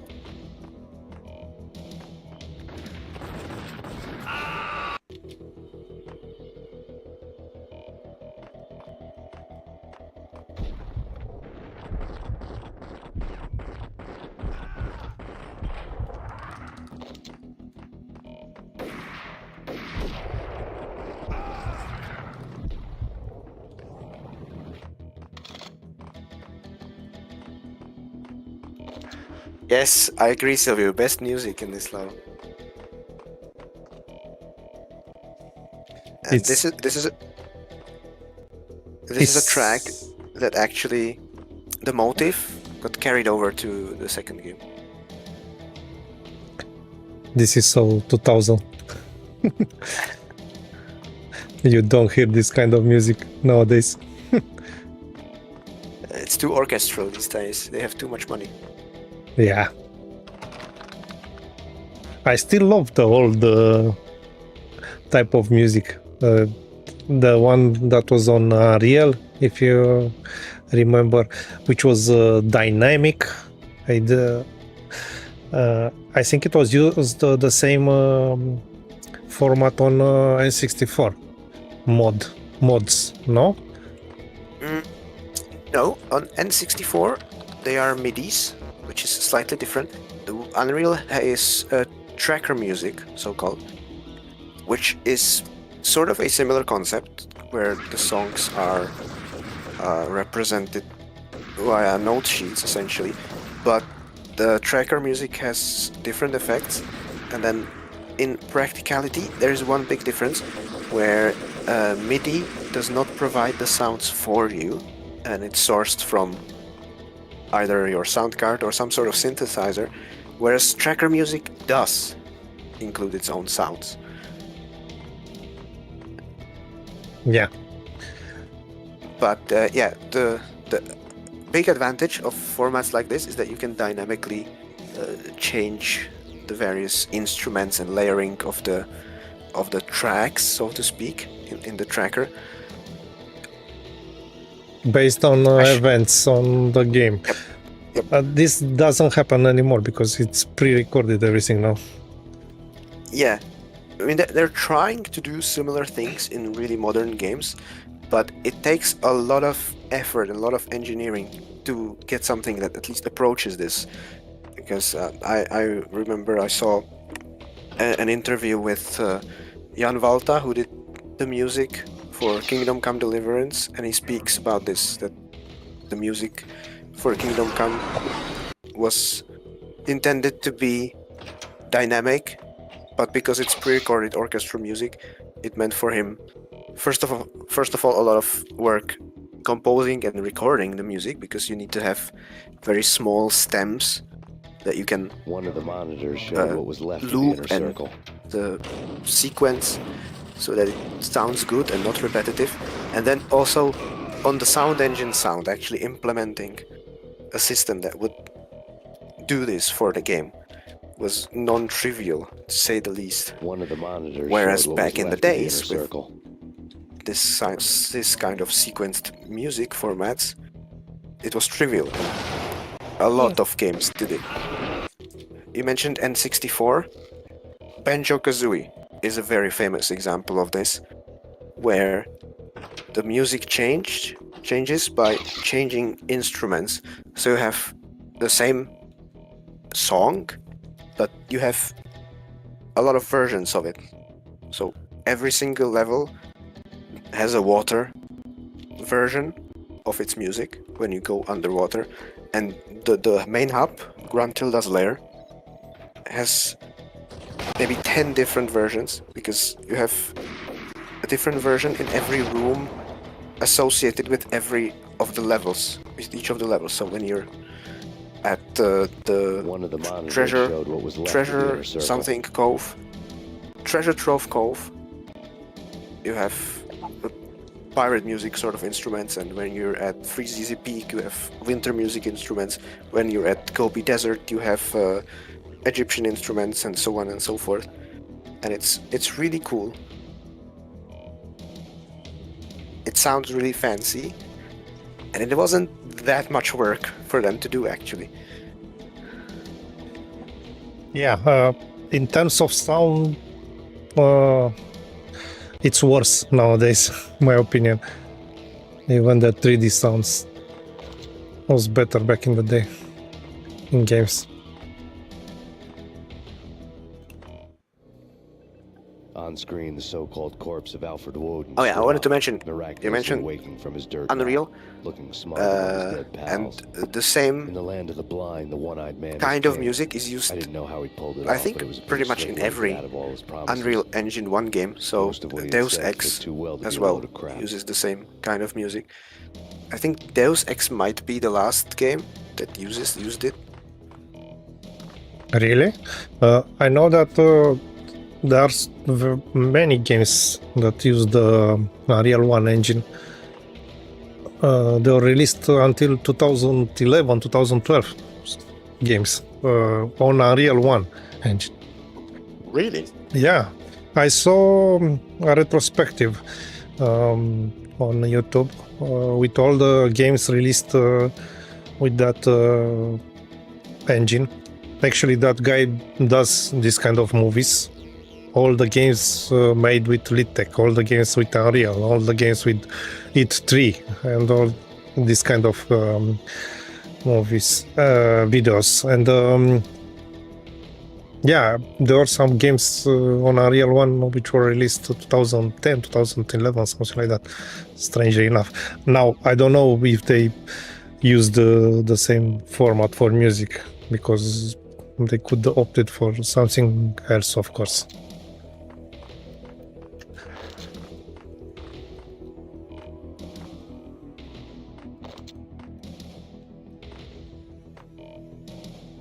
Even on PlayStation 2, there are many games made with Unreal 1 and also with Unreal 2. I found a list, and the latest game I can see is 2002. Really? Not counting Duke Nukem Forever, which is a special case. Which is 2011, no? Yeah. But I will admit I don't entirely trust that the list is complete. So maybe Is there were more for games. sure is not complete. I mean, 2002, it's too early. I mean, I imagine that a lot of games were still in development when they started on Unreal 1 engine. I found another list, and it's there's 2002, and then there's 2003 Disney's Brother Bear, and then there's Duke Nukem Forever.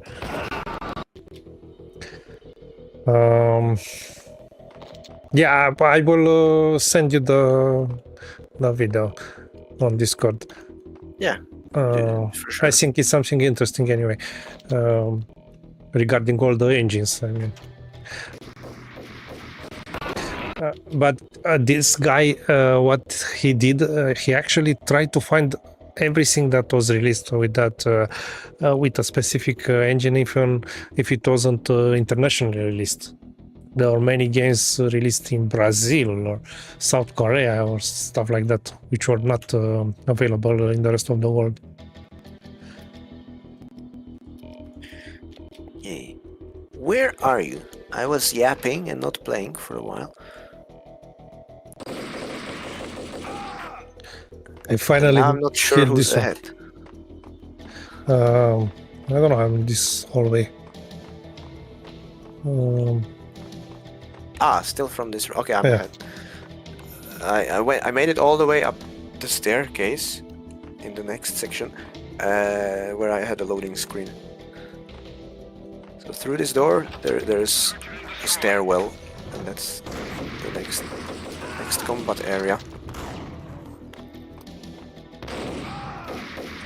Holy crap.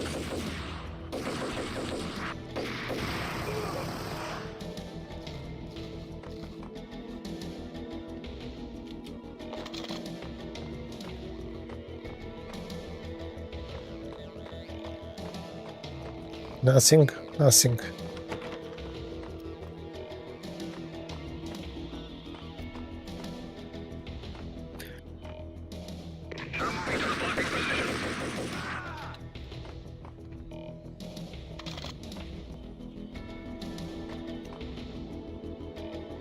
When you're in a tough spot, I mean, no point saving the engrams too much.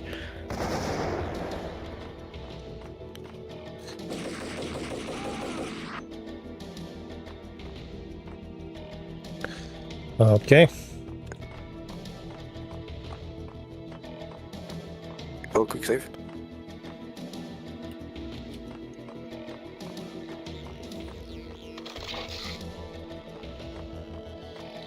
I see you have auto weapon switch enabled, because it switches you to the gold commando for every clip that you collect. That's default, I guess. Yeah, it's default.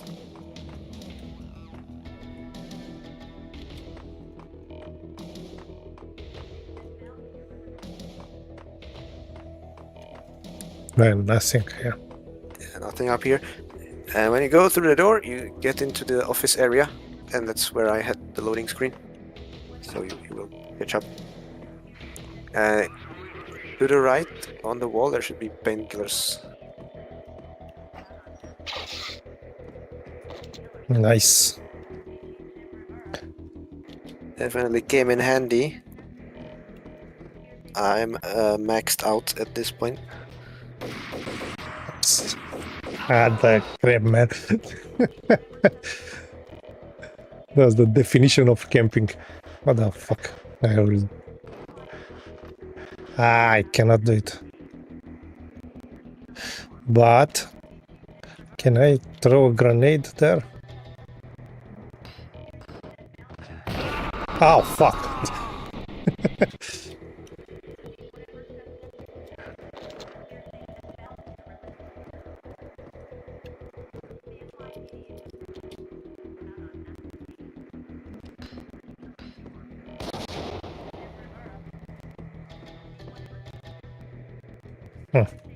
I'm not sure. He's He dead. might spawn only when he breaks down the wall. I'm not sure. Okay. Should be dead now. Oh no! Come on!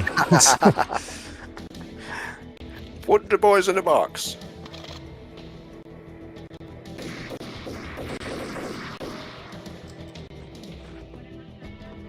Yeah, I'm actually seeing that the lighting difference in this area is once again quite stark, because you got almost blue light in the And what is your offices, answer to those saying that he's actually providing a service long overdue to the whereas city? This on the crusade PlayStation the nonsense light has is gone very too neutral. far. He's out of control. It must stop. He will be stopped. That was Deputy Chief Jim Rivera from the New York City Police Department.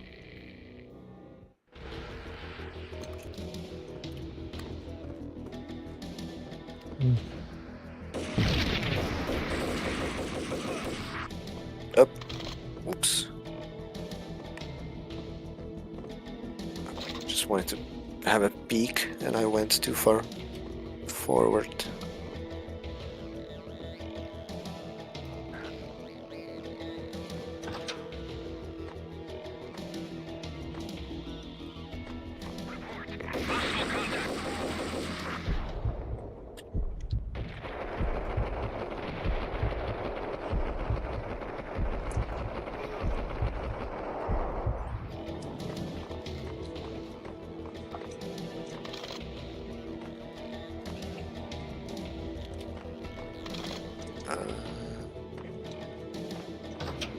Took the wrong turn. Videotape lay on the desk. Now, in the canon, of course, Max Payne Nicole has to Horn collect blackmailed the this inner circle into videotape silence. The tape came with a curt to extortion have note and a piece of leverage against expensive Woden paper. after it's I remembered Candy all Dawn done, taping but her clients you in actually action on the side, selling can the skip tapes it. to the highest bidder. And the I was sure universe that doesn't sex was break, nowhere so near it's Alfred fine. Woden's worst sin. But I had a feeling that when this was over, any collateral would come in handy. And when I leave the office, I already get another loading screen. So that's one of the shorter maps. I mean, it's essentially, what, 2 rooms and a hallway? They were very aggressive with the Woden had splitting left me a present. for this level.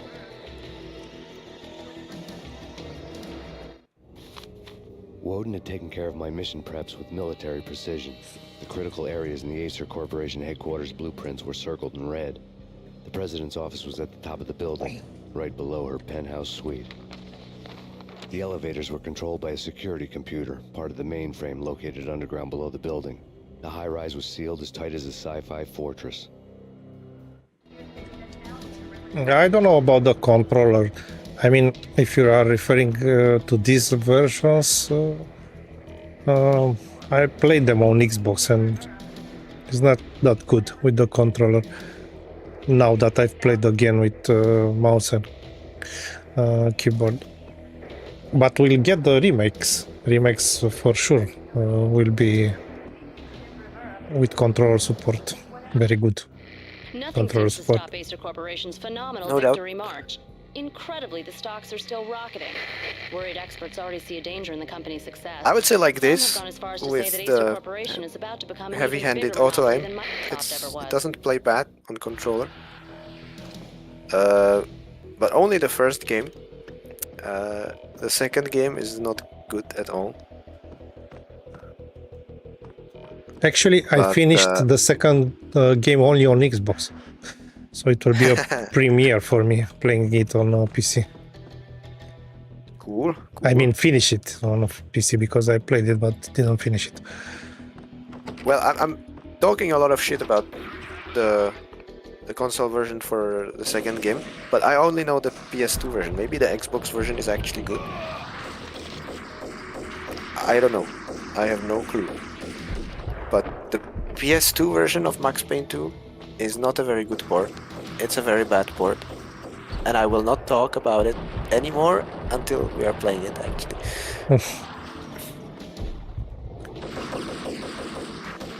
Come on! What the fuck? Hello, Chirp. Hello. Welcome to the chat. Hello? Welcome. I mean, it's your chat. Yeah, it's on Twitch.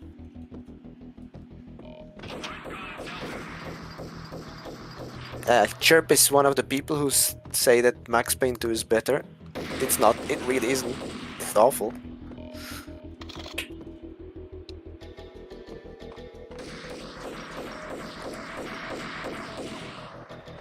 This version, for the most part, it runs good, actually. Yeah, it drops a ton, but right now, I mean, I'm running at 50. So it's fine. It's totally playable. Apart from one section of the game we'll get to shortly. And it controls well. The camera is actually smooth, unlike the second game.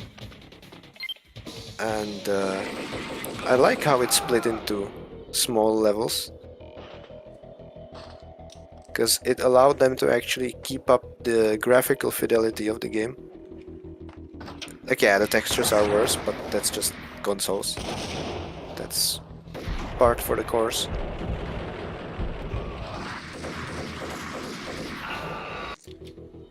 Man,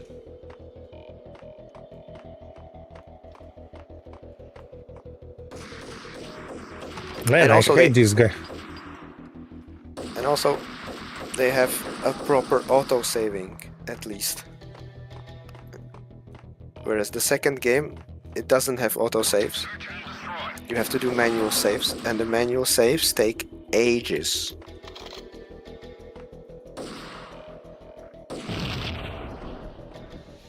Move, move, move!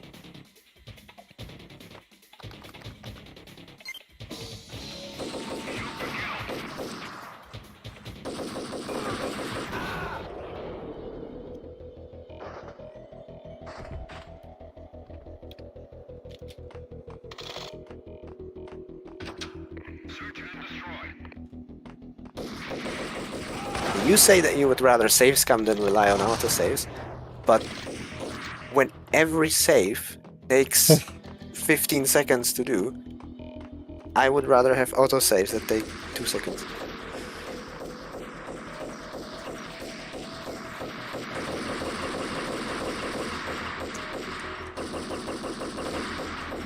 I cannot shoot it from here.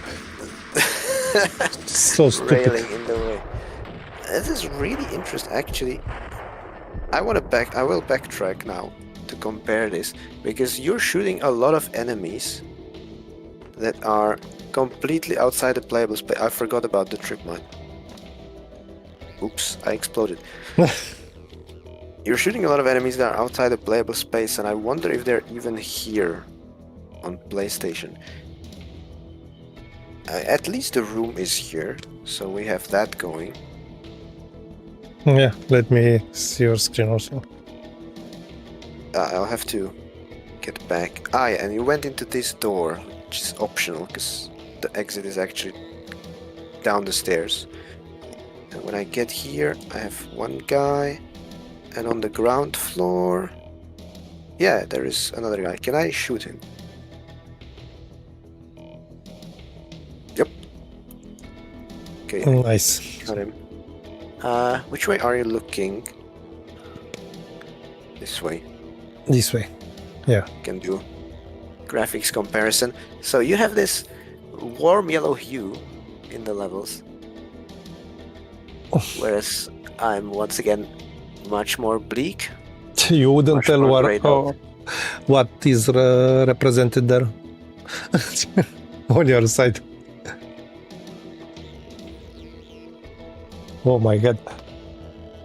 If I close up on the arch here, with the textures as they are, the green completely disappeared on the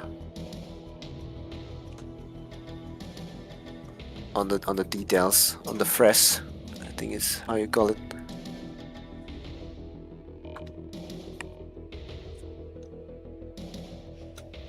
Okay.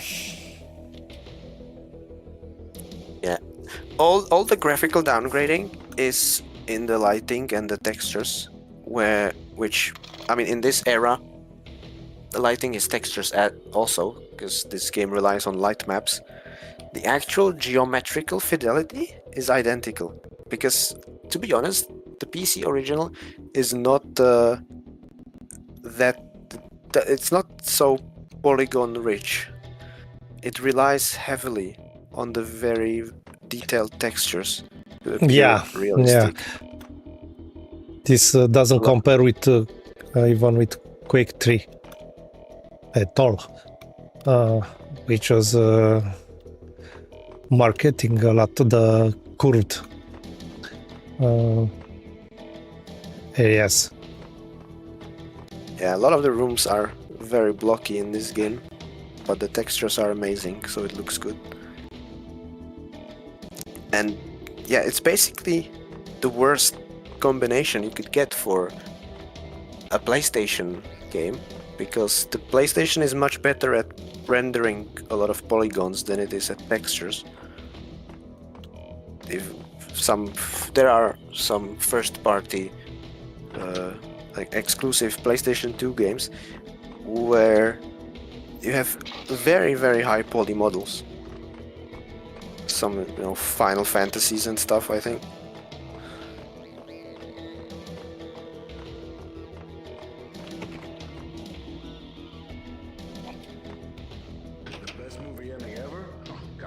Cassidy and the Sundance Kid. A hero's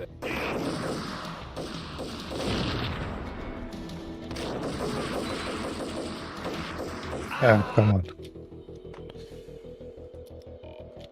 The best movie ending ever? Oh, gotta be.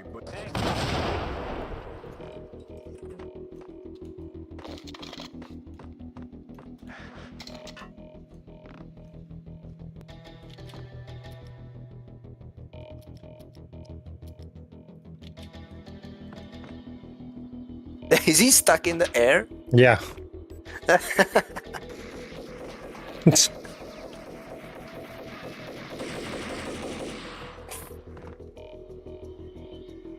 Ta-da, ta-da. Nice. Don't forget to hydrate.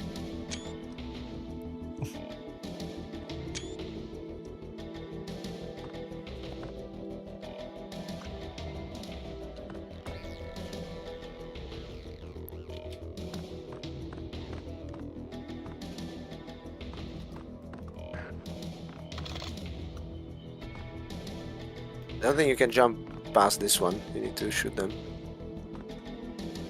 I threw a grenade. Okay. Because I found out I have like 12 grenades. I mean the normal throwing ones, not the shooty ones.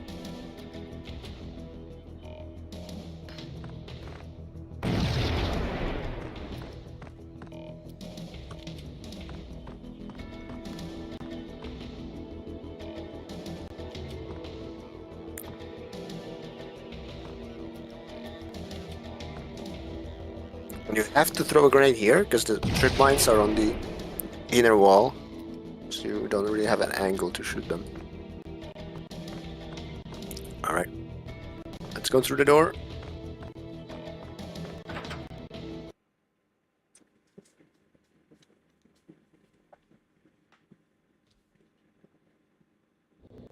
I had dreamed of revenge. Those dreams were always nightmares, of coming close and then failing. Now I was close. I had a name to guide me. Nicole Horn. I had nothing to lose. Interesting. I just noticed the difference in this cutscene opening. On PC, they did not actually properly engage the quote-unquote cutscene mode, so you didn't get the black bars and the HUD was still on the screen. Whereas on the PS2 version this was fixed. Holy crap. The Inner Circle had quite a track record. Right, this is a big room. I want to comment on the frame rate, but actually... okay, if I'm looking in this direction... Holy crap. I don't have enough painkillers for this.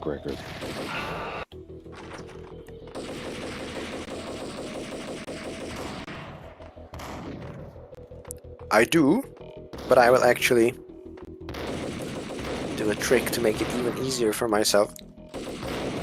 Because what you're intended to do is you destroy these strip mines and it knocks over these cabinets in a scripted sequence, and then you can use them as a platform. The Inner Circle had quite a track record. Project Valhalla had not been the only thing the Inner Circle had been involved in. There were rows of cabinets full of files. The Serpentine Secret Society went back a long way. There's more cutscenes that don't do the HUD thing, for example, End of Subway. Yeah, that's true, Chirp. And I think all of these cutscenes have properly quote-unquote cutscene mode on PS2. So I think they fixed all of them. I cannot recall a cutscene on PS2 where you have HUD, like HP and weapon, on the screen during the cutscene. But yeah, this is another place where I can do a super jump. Second try, nice. And then from the top of the cabinet I can jump to the next floor. And this avoids a bunch of enemies spawning. Like at least 3 guys never spawn if I do this.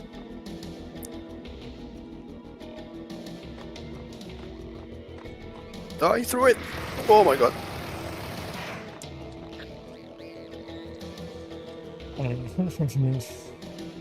Silvio says, crab is a fish in Romania. Yeah. I don't know how it's called in English.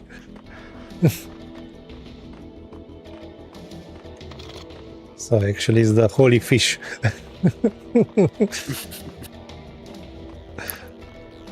Well, some people say that even in English.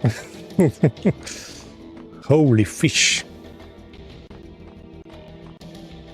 Sounds good. The holy fish.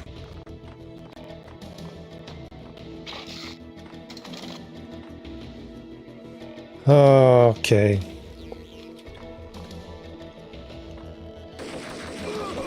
God, the crap.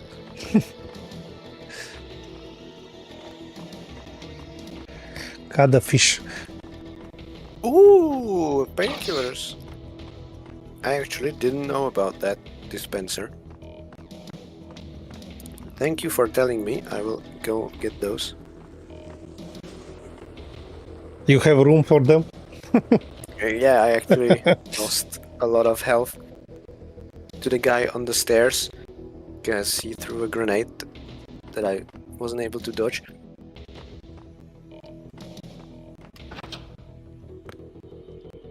Yeah, now we are in the library, and you can actually run through this room because only one of the guys, the one that rappels down on the left, is able to attack you when you run through.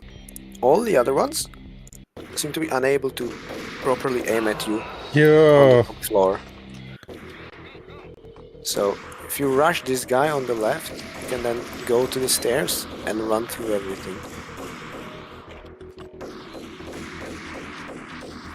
Ah, fuck. Yeah, run straight forward and kill this one guy. Rush him with Ingrams or something. And then the other guys, they should not really hit you. Ah, door stuck. I hate it when this happens.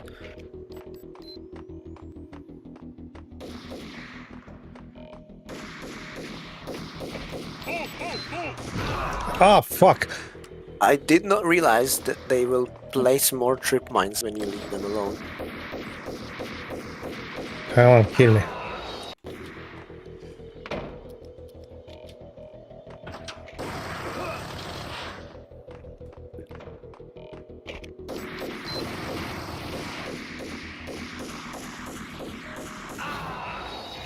Well, at this point you might have to shoot them Yeah. because they changed. They had time to move from their initial location.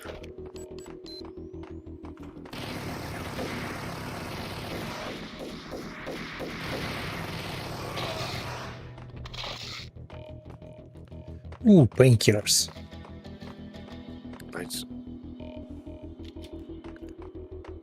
I'm standing here. Oh, I already transitioned into the next level. I thought I'm standing in front of the level change trigger, but I wasn't.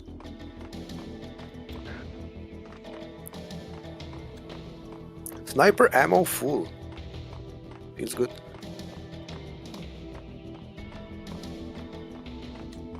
Nothing.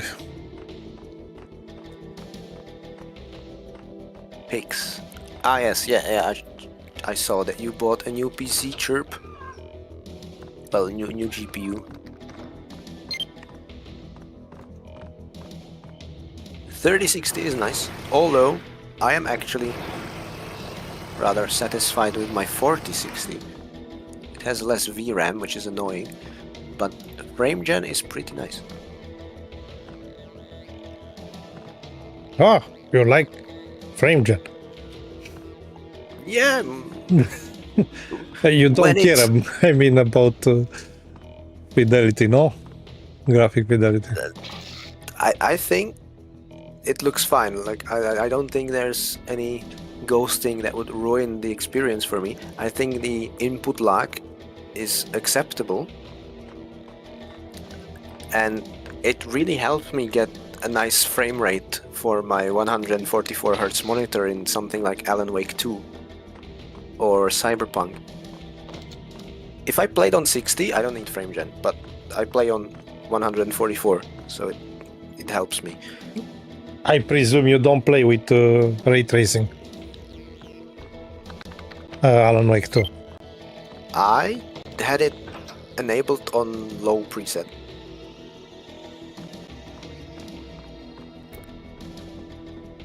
Because it really helps with the reflections in that game, ray tracing. And same with Cyberpunk, actually. I also have ray tracing enabled. I think it's something they improved lately, probably, because when we played Alan Wake, if you remember, we had some frame rate problems at launch. Yeah, I did not play the game at launch. And you probably used the latest DLSS model, no? No. No? I think no, you... it was still the Transformer model.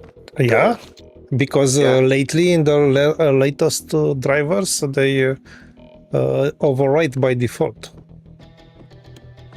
All the games with latest... that's the default, I mean. With the latest model. And that's annoying if they do. Although some games have an option in the actual menu to choose the model. At least in Cyberpunk, there was a choice. So I deliberately chose the older model because the new model has lower frame rate on older cards than the 5000 series.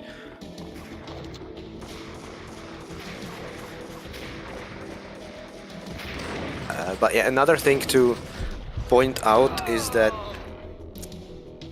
you play on a higher resolution, right? 4K usually, yeah, at least 1440p. Whereas I'm gaming at 1080p, which helps. Yeah, helps a lot.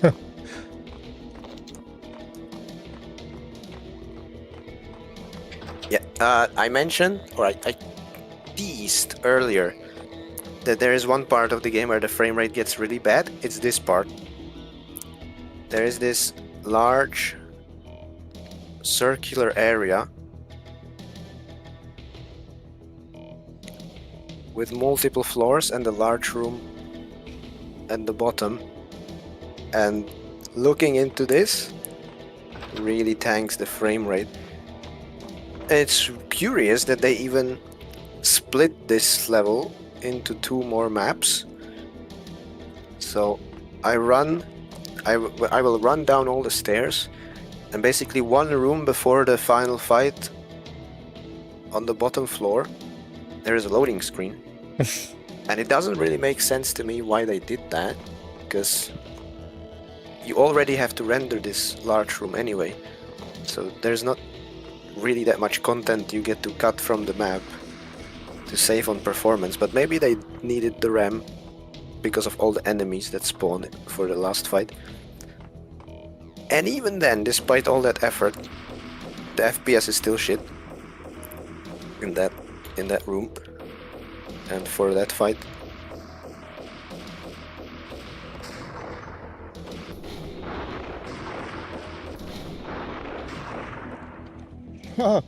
He needed 2 bullets. So Silvio is asking if you can mod Metro Exodus for DLSS 4 with frame generation. I didn't try lately. I have no idea. I didn't play Metro. I played it when it was launched, but I still need to do the DLC, so I will get back to it. But I don't know the answer to that question now.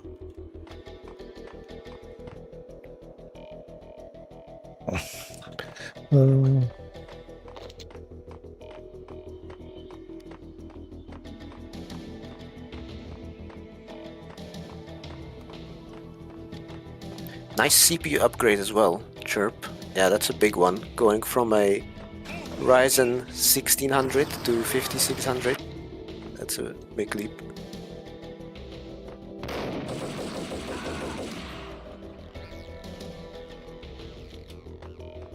At least I have painkillers. Speaking of painkiller, did you see the new painkiller at Where? home? Oh, the game. No, I didn't look at it. I read a post on Discord from someone that had access to the pre-release version, and he was very disappointed with the way they transformed that game. I mean, it's I understand it's focused on co-op play or something like that. Yeah, And exactly. It's not getting very good reviews. I don't understand why you would make it a forced co-op. the same thing happened with Little Nightmares 3. They wanted to do this probably because of the success that Split Fiction and It Takes Two had. Maybe they want to go. I mean, I don't have other explanation. Those guys basically released 3 games that had a huge success, and all of the games were co-op only.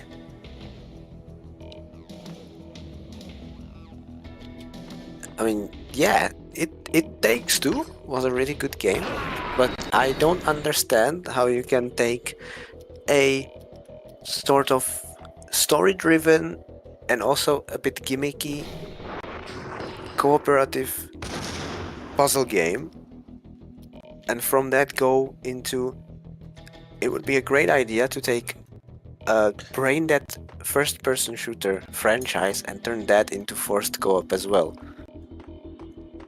Yeah, I was referring more to the Little Nightmares 3, which basically has 2 characters, and if you don't have someone to play with, you play with the AI.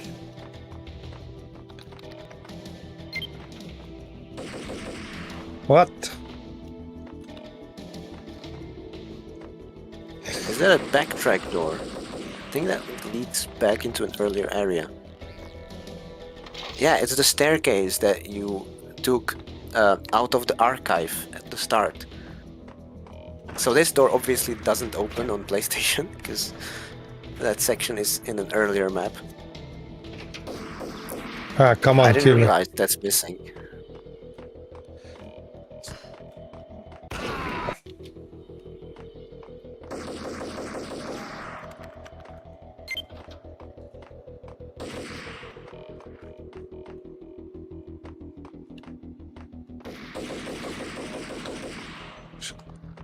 So the entire area you don't have it, no? This one. Yeah, the door just never opens because it leads to a section from an earlier map.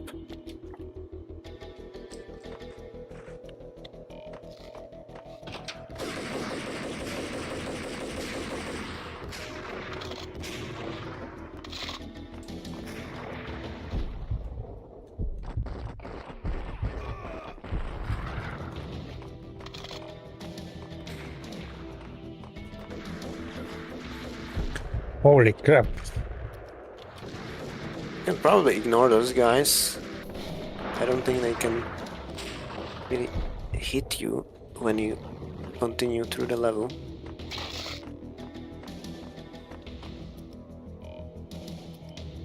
You know me. Oh yeah, 100%. No, yeah, no one left alive. Ah, not this way. Yeah, nah, to the left, basically. And there's a door on the opposite side of the room. Which continues going downwards. And when I entered this staircase, I got a loading screen. So now we are in sync again, and I'm on the final map. CIA, FBI, you've seen one, you've seen them all. Sure, good for a practice run. But this, working for her, oh, this is the real thing. The money's astronomical. There's two guys here, and then the final fight. And I will actually cheese the fight completely. So there's a mechanic in the first game where if you do a sideways roll, so you walk sideways and you press the jump button, it does a roll. And while you're rolling, the enemies have a very, very, very hard time hitting you. And you can use this to run past everybody. So what I will do is I will go into the fight, I will activate the fight, and I will just rush the exit via rolling and not fight anybody. Okay, let's try this. It saves a lot of health and time for the speedrun. This is a speedrun strat. And I will also look at the floor to help with the frame rate. But even then you can see it's chugging. Now of course, to perform this effectively you need to know where the exit is. And I'm stuck anyway. Guy blocked me.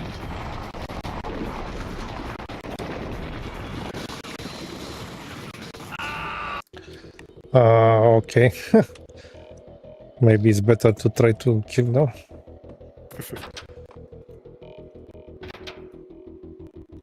Take him down. Shoot to kill. Let's finish this.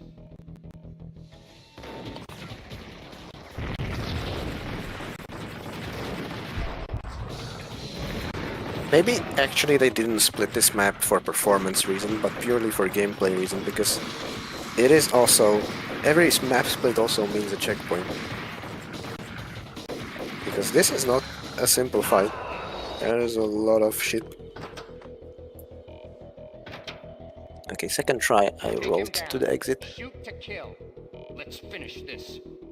I don't want to deal with that fight. Where is the exit? Where is the exit? It's the big doors, pretty much right in front of you when you enter the fight, past the metal detectors and stuff. Holy crap! Who are you? Maybe I need to try to kill them. Shoot to kill. Maybe it's quicker this way.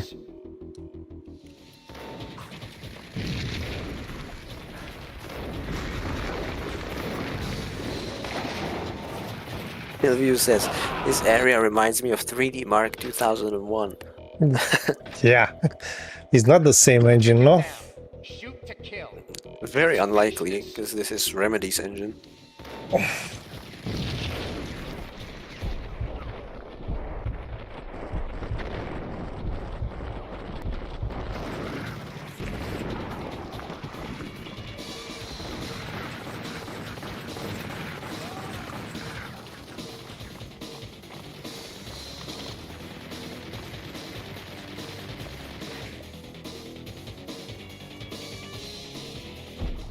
Hello, Schlock, welcome. Hello, welcome.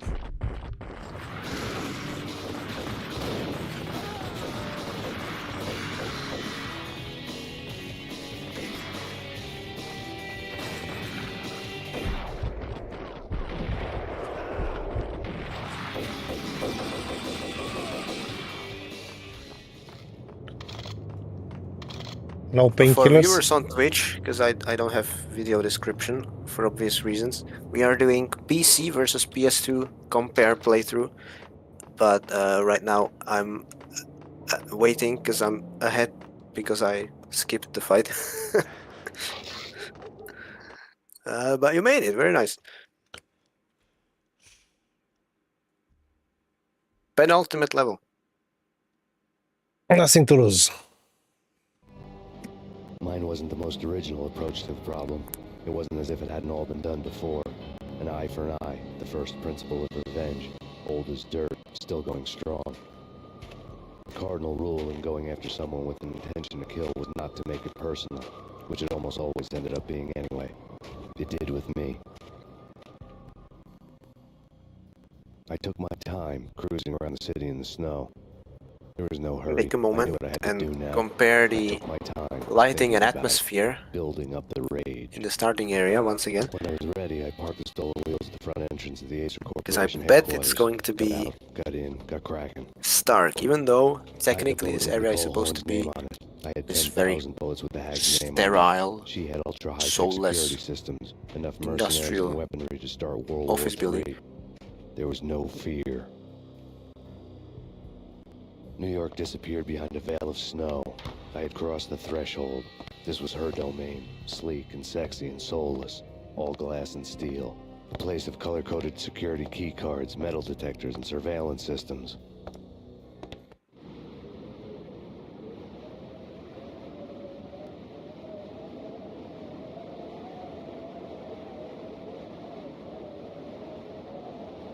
Colder than a walk-in fridge. Cold as a gun. Yep. So first of all, we have a very fancy material on the floor texture. I noticed that immediately. It's basically black and white on the PlayStation. And then in terms of lights, it actually ends up being quite yellow, even in this area. Whereas mine is quite definitely bluish.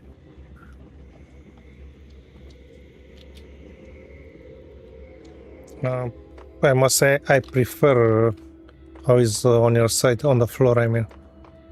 Oh, really? I prefer it, I don't know. This one doesn't seem so natural.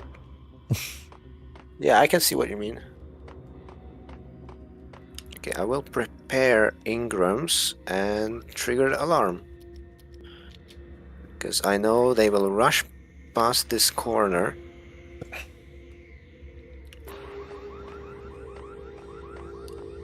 Okay, and now... So this corridor is complete fucking cancer. Because very high up on various balconies or catwalks or whatever, there's enemies with grenade launchers. Okay. This is gonna be fun. So I absolutely 100% run past them. And I emerge from the corner with the 3 enemies who run to ambush you.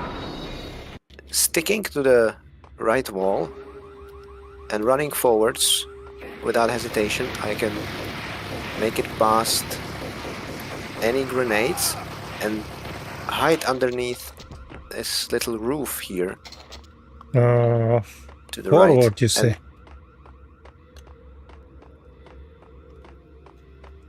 Turn around the corner though, so... Ah, okay.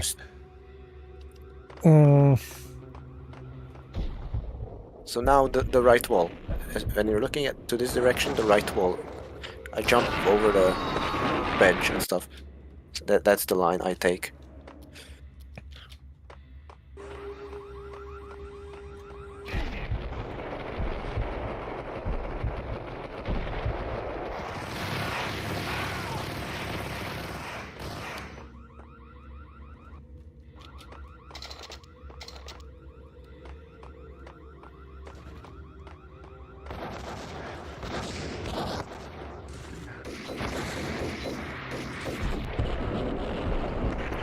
Holy crap. Can I kill them with the sniper? Yes, you can.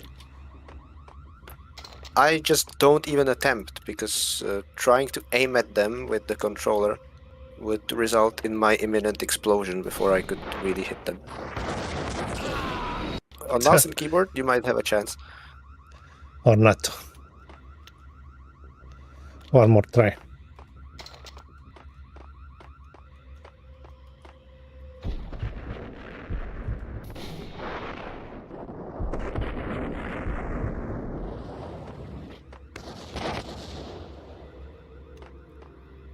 I think one is done.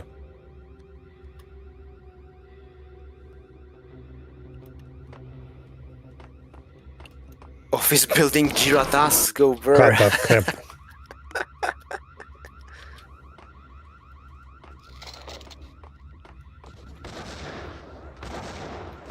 it's completely understandable, but it definitely annoys me that I don't have auto aim when zooming with the sniper rifle, because then it actually makes sniping harder than not sniping. Holy crap. This is good, and keep running so you go past the columns.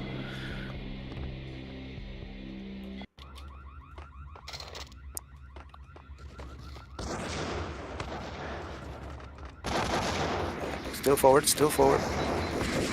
Yeah, like this, they hit you with splash damage as they fire past the bench. You made it this time, but it took a lot of health.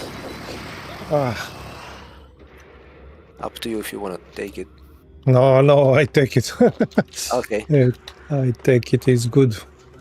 Gold Commando ammo full, by the way.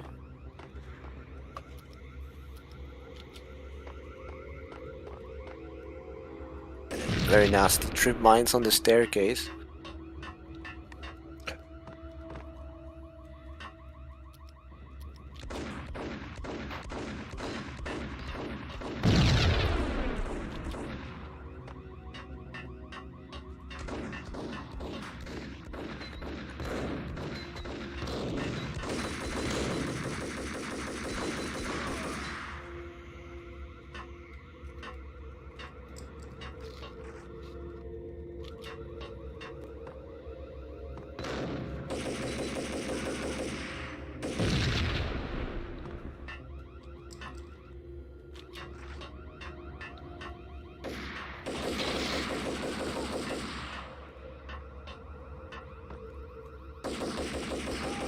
Ah, fuck.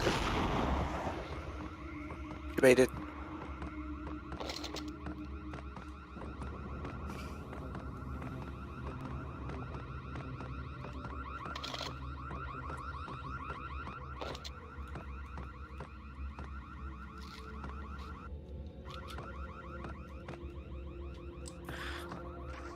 This is an optional area. I wonder if there's painkillers. Yeah.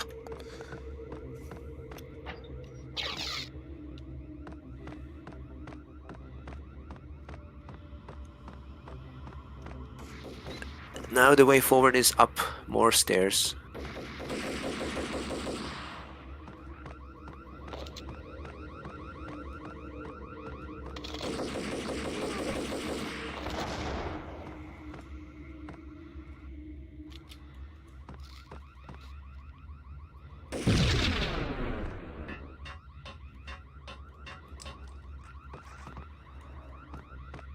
Okay, and now take the door on the right.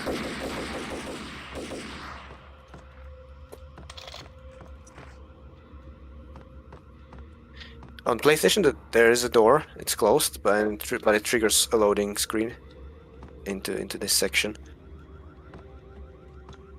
with lasers. Oh, no way.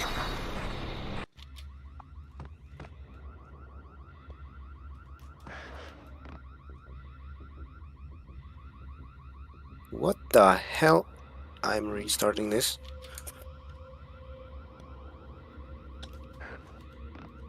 I got no aim assistance suddenly.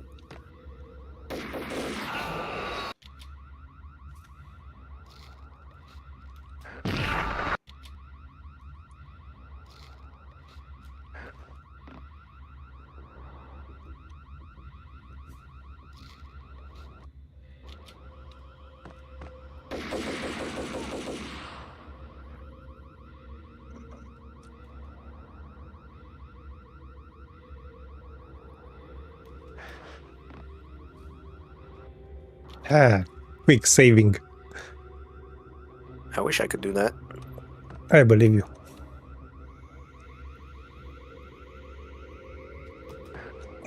Okay, now I will surge ahead once again because I will show off a skip here. So, what happens here is you summon the elevator, and in the comic book, Mona arrives. She gets shot, but she takes the lift away from you. And then you have a fight sequence until the lift goes back so that you can boarded.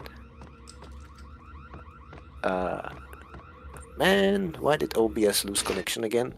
Like, I clearly have internet. I am watching Clemet's freaking live stream. Max, we Oh. can But stop my being like OBS this. loses connection. It would Okay, be I'm a back cold day in again hell on before I Twitch. let Thank an you. ARC stop me. Miss As I was Savage, saying, good job. so there is Mona, and she Relax, takes the Max. lift, and you have a You're fight nice sequence. guy. But I don't kill nice guys. what you can do You're not bad yourself. is It was different when I will Horn wanted line up Punchinella dead to cut her ties to the mafia. on He the edge deserved of to the die. button, The same goes with her. She's and I the will bad press guy it here. and Her run sister was forward whispering to her in my favor. and do a shoot I know dodge. the appetites of ghosts And intimately. then They during hungered the for fade revenge. out of the comic, before the elevator has time to Gunshot close boomed and she and lock fell me down out, in slow motion. I will shoot dodge She was a into nice the girl, elevator not really a and skip the stone-cold fight. killer. And now she was stone cold dead. Like religious fanatics or loyal samurai, Horn's private army was coming at me. Ah, fuck. Nicely done. Wonder if it's the same Mona in second game? Yep, it's stated that it's the same Mona. She mentions that she has a bullet in her head during the second game. Now, of course, she looks nothing like her iteration in this game, but that's because every character has a different body actor in the second game.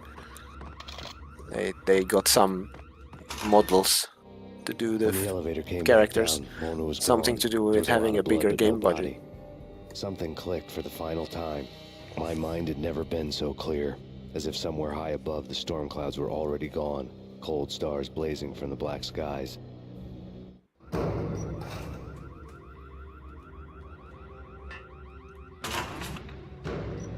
Okay, and now this is the section where I mentioned that I really need the grenade launcher.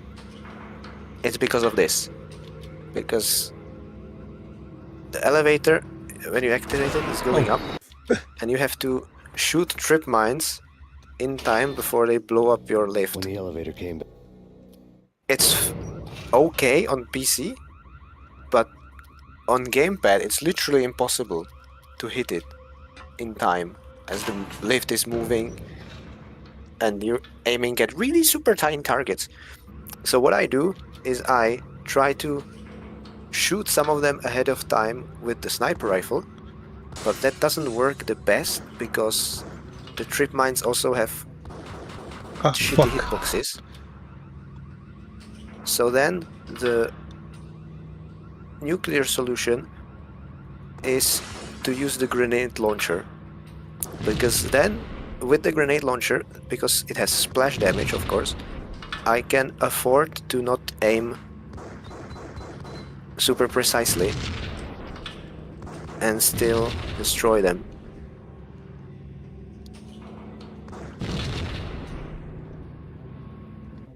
Okay, so I narrowed it down to 3 trip mines. I'll try to do the rest with the grenade launcher. And because the game is running at, let's say, 640 by 480, the trip mines are not also very visible. It's hard to tell where the beam starts and where it ends. Seems like time slows down in the middle of the action. You know, you can see the bullets flying through the air. What the hell?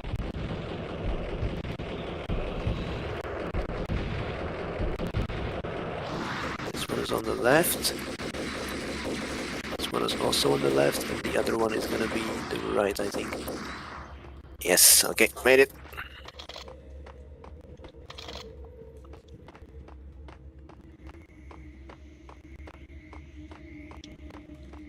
Okay. I took it very safe, so now you're the one ahead, actually. I'll wait here then.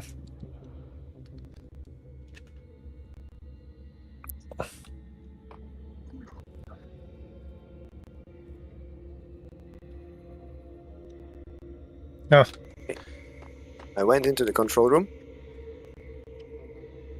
And now, this button will activate power and open the elevators. And when I get into the elevator, I will have another loading screen. So what I will do is I will skip the fight, I will rush the I had elevator, elevator access to and the then mainframe. the loading From screen there, will I'd be save able me to from all override the the enemies. security locks and get to her office.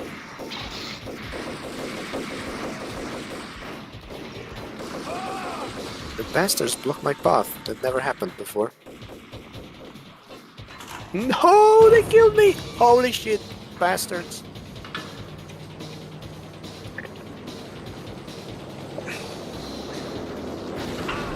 Holy crap!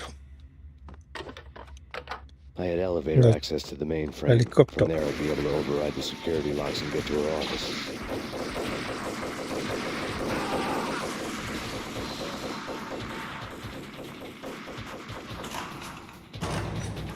Dying like this is something you definitely don't want to happen in a speedrun, because it wastes so much time. This whole section is so nerve-wracking.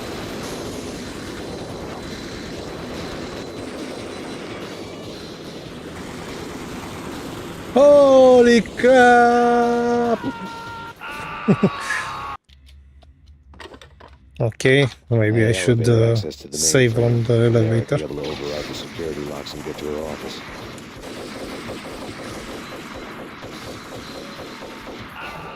Oh, they got me, Anna. Come I on, had what is this elevator access to fucking the hitbox? mainframe. From there, I'd be able to override the security locks Bro, and get to her now I office. cannot shoot anything with the sniper rifle.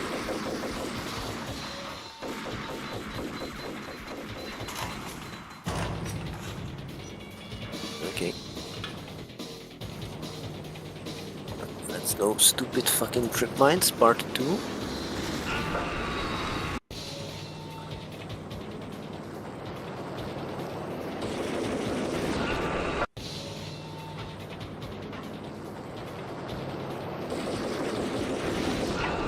So what the fuck?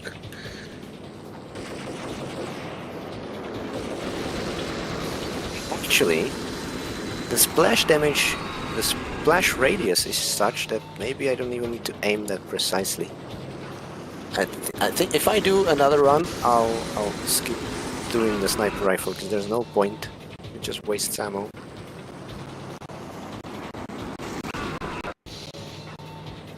Yeah, and I think if I actually properly rush it, I will not get blocked, and my strat will work.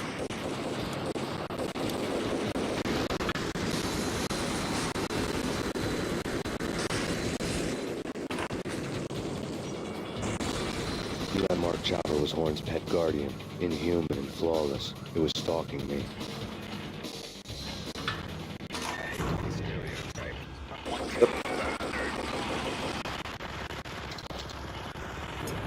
Okay, I made it to the helicopter now.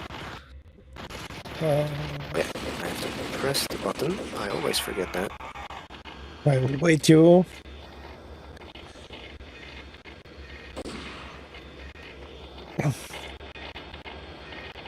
It's super RNG, because as the helicopter sprays the lift, it can of course hit you. And it can deal a lot of damage. If you're low on health and painkillers, you can get screwed a lot.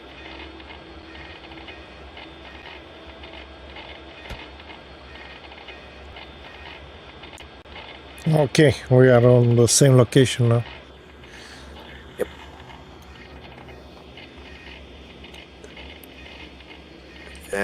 The objective here is to destroy the servers, so I do that with a single well-aimed grenade from the grenade launcher.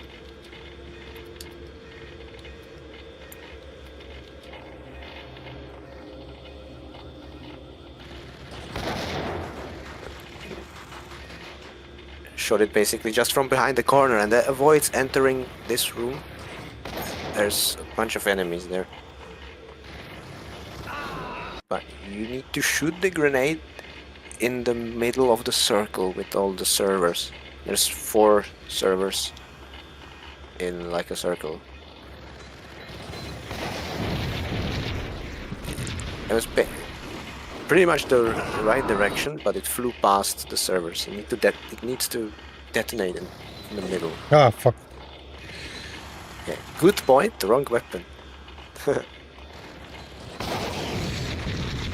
Ah, fucking shit.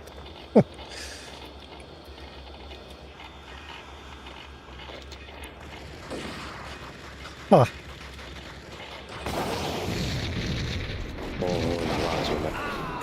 And you can tell you did it right because enemies spawn and run out of the lifts here.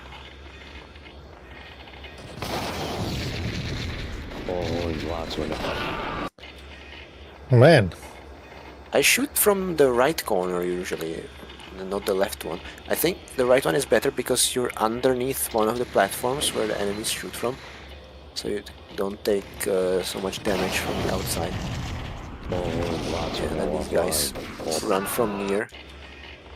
If you swap to maybe the jackhammer quickly, you can destroy them as they run out.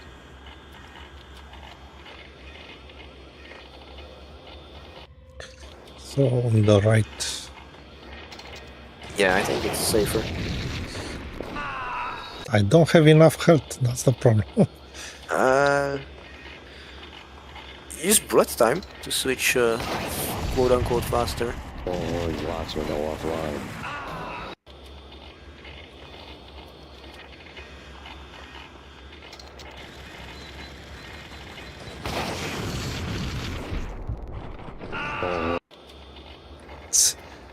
You can aim the grenade a slightly bit further away so you don't take too much splash damage.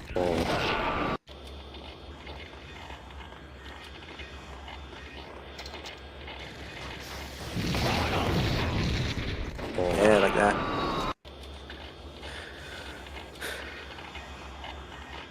Then it's about switching weapons fast enough so that you don't kill yourself with the grenade launcher. Man. That's the first time.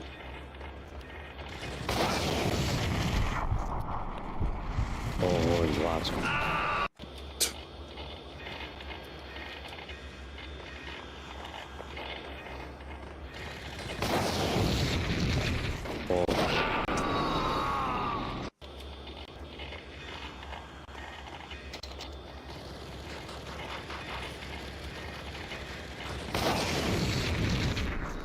Okay, so You can try throwing a normal grenade, because then you can run, hide again faster, and you won't take the splash damage, and you can prepare the weapon before the grenade detonates.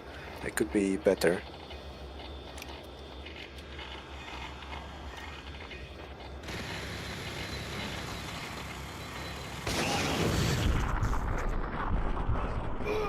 Yeah, that was the idea. All bets were Thanks. off. The elevator would take me all the way up. Oh! Okay, good thing you didn't. What killed you? Did somebody rush you? Oh, maybe he shot you from the other elevator. Because there's one more guy in the elevator from this direction all the way to the right. That's the elevator you need to use as exit. There's one more guy there. Lots are now offline. All bets were off. Maybe he can shoot you through the glass. Yeah, I think that's what happened. I didn't know that's possible. He drops painkillers, mercifully.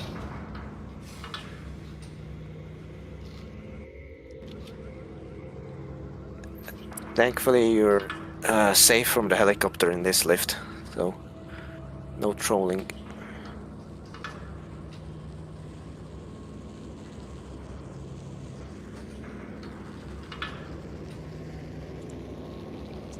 Seen from this height, the night seemed to stretch on to eternity. A hint of desperation had crept into the snowstorm, as if it was trying to get it all out before the end.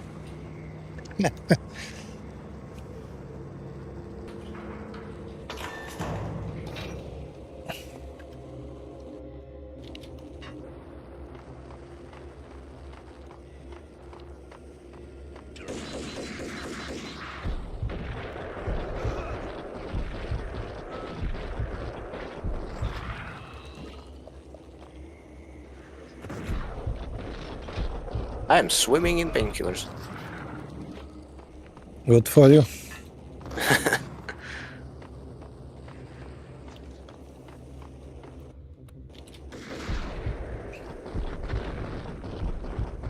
see how this works long range.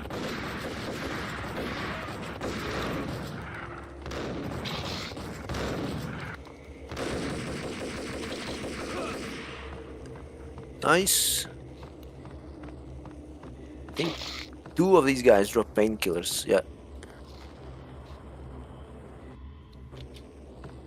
They should give me some painkillers, I think.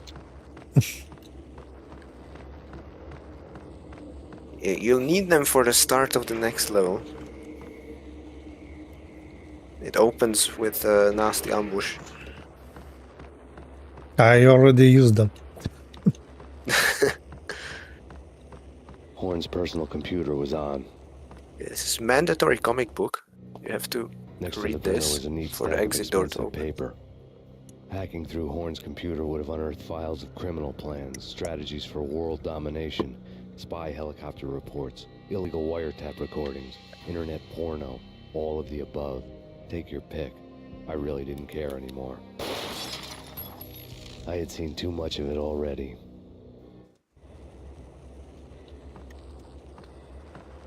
Now the door turns green, and you can press it.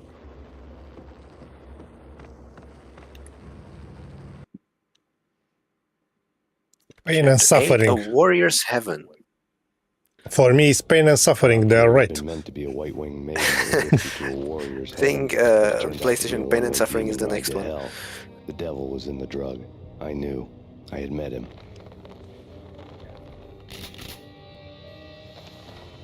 And now I was gonna kill her. The queen of the underworld who had tried to lift herself a bit closer to heaven with her drug money. No begging, no bribes. She knew better. Honor among killers. We who were about to die. Both of us knew how this would end. In pain and suffering. All this because your wife stuck her nose into things that were none of her business.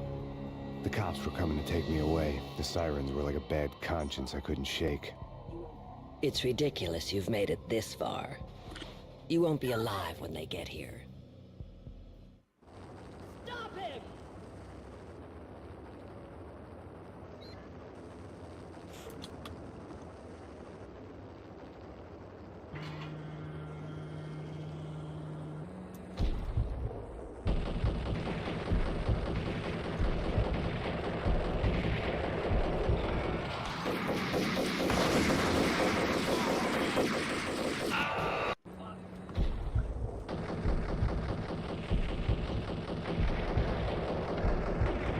Now, after the 4 guys are dead, you get ambushed by a helicopter.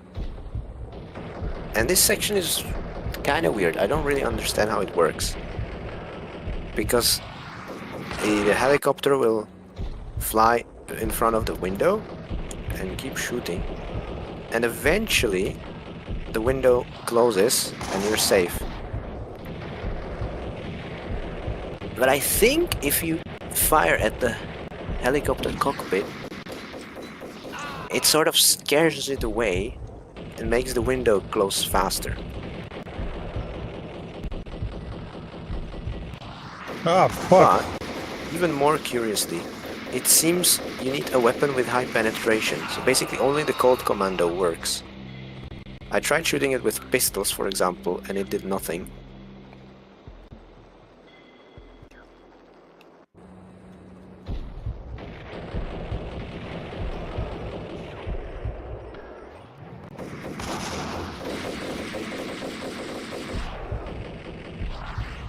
Ooh, I didn't know. Guy spawns here.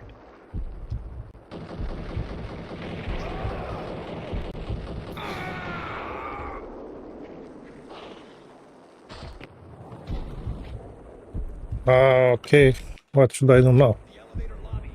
Disable bullet time. Max Payne. This is futile. A waste of time. The deaths of your wife. Yeah, now this is the helicopter ambush. So, I jump on top of that statue thing to get out of its attack range, but that's not trivial. You can also just stand in front of that column and nothing will hit you. Like the column between the 2 large windows.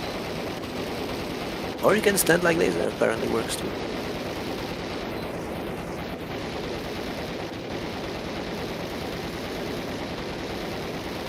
And even if you don't shoot the helicopter's cockpit, it should eventually just leave you alone, but it might take a minute or two.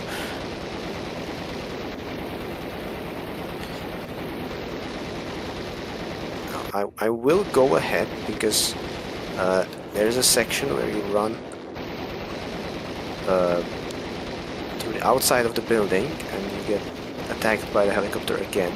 And it's basically RNG whether you take damage or not. And I did not take damage, so that's nice. Okay, so I can wait before the transition to the next map.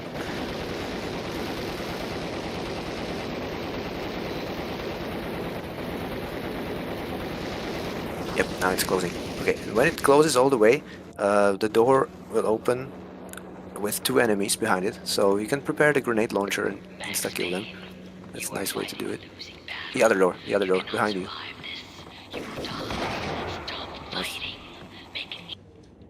Thanks. Don't forget the ammo and also painkiller. One of the guys drops painkiller. Where? You got Okay. it.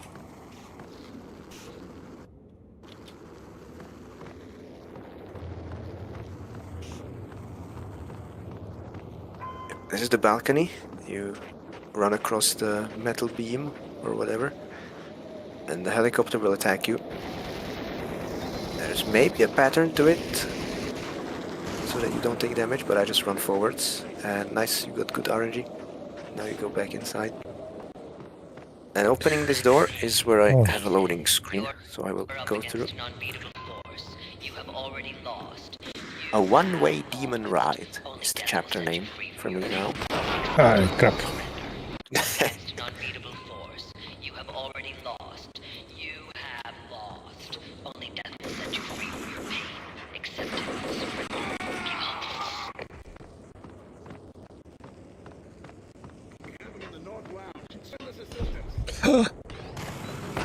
You're up against an unbeatable force. You have already lost. You have lost. Only death will set you free from your pain. Accept it. Surrender. Give up. We have them in the northwest. Send us assistance.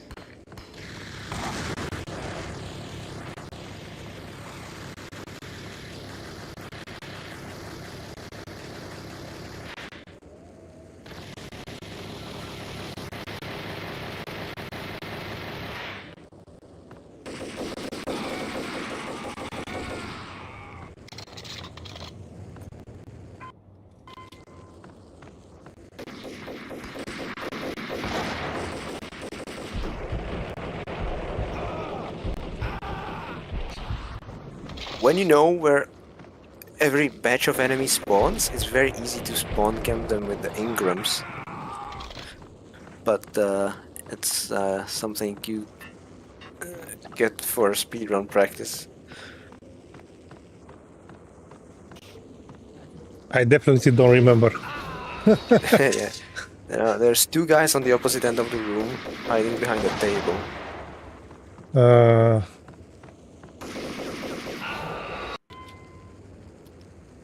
But the door only opens when you kill these 2 guys. They throw a grenade? Interesting.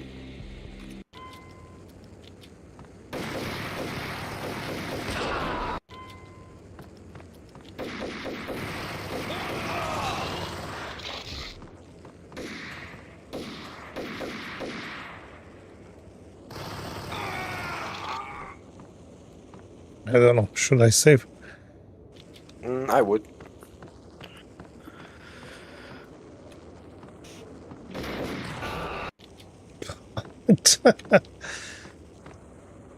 How many grenades do you have? Maybe you could send them one well aimed.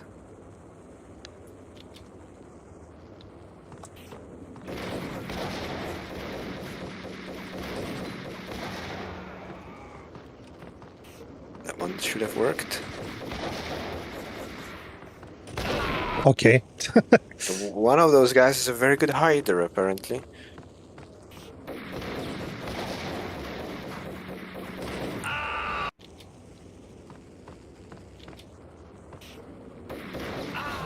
Man, this is not okay.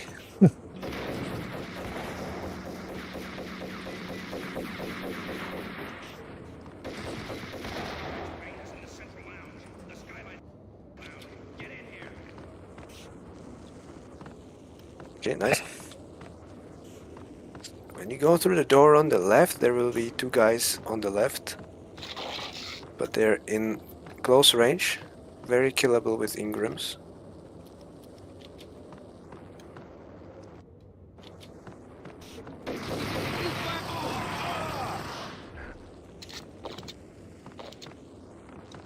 Man. Give me some painkiller. The original. Now, two more guys will run through this door.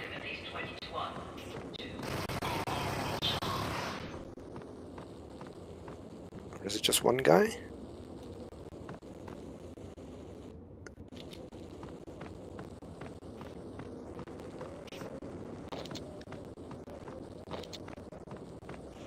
Huh? Where he came from, nobody knows. Yeah, this just leads back into this room. It's like a cross pattern.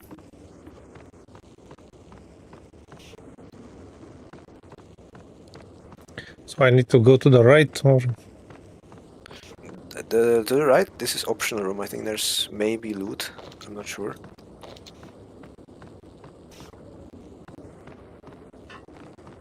Somewhere on the floor something, maybe? No, doesn't look like there's anything in here. But to progress, you take the door to the right now. And you go up the stairs. And one guy is hiding behind the elevator here. Yeah, this guy. And up the stairs is the final room before the boss fight.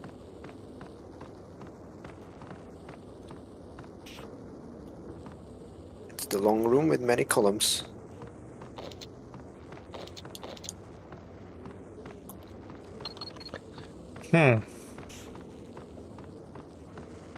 Don't want to give me any painkillers. No. I'm gonna check the bodies. Okay, one of the bodies here has a painkiller. You'll be happy to hear that.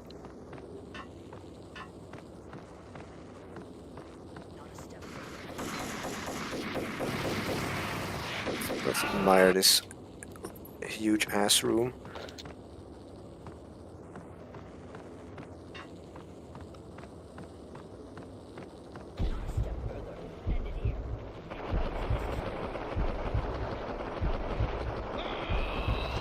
Nice. 3 more guys in this room. They're quite far away.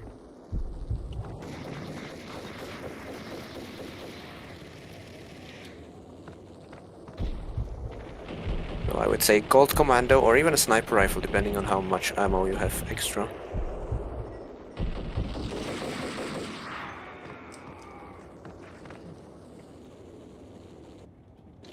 And I remember this is how I finished the first time the game. with no painkillers. They did call it Max Payne.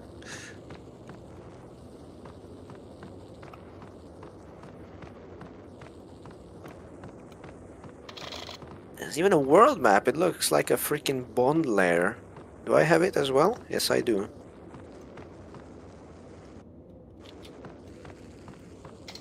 Oh my god, this is a super random difference I just noticed. So you see this conference table and there's chairs in front of it. I have 2 chairs, you have 3 chairs. They didn't have the budget for the third one. And then on the other end of the room, I think you also have some chairs, but I don't.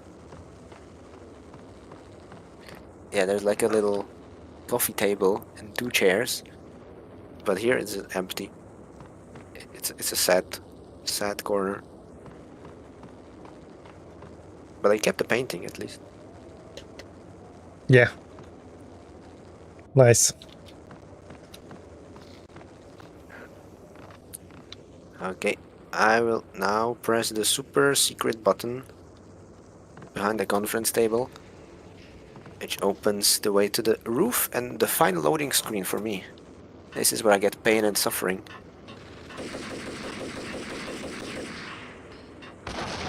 Okay, and because this is a Remedy game, we have a tradition, it cannot be avoided.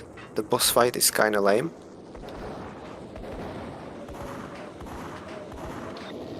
Roger that. Attempting to land now. It's gonna be tricky. Yeah, Silvio is correctly saying that you need sniper ammo to do it. I don't know how you're intended to do it without a sniper rifle.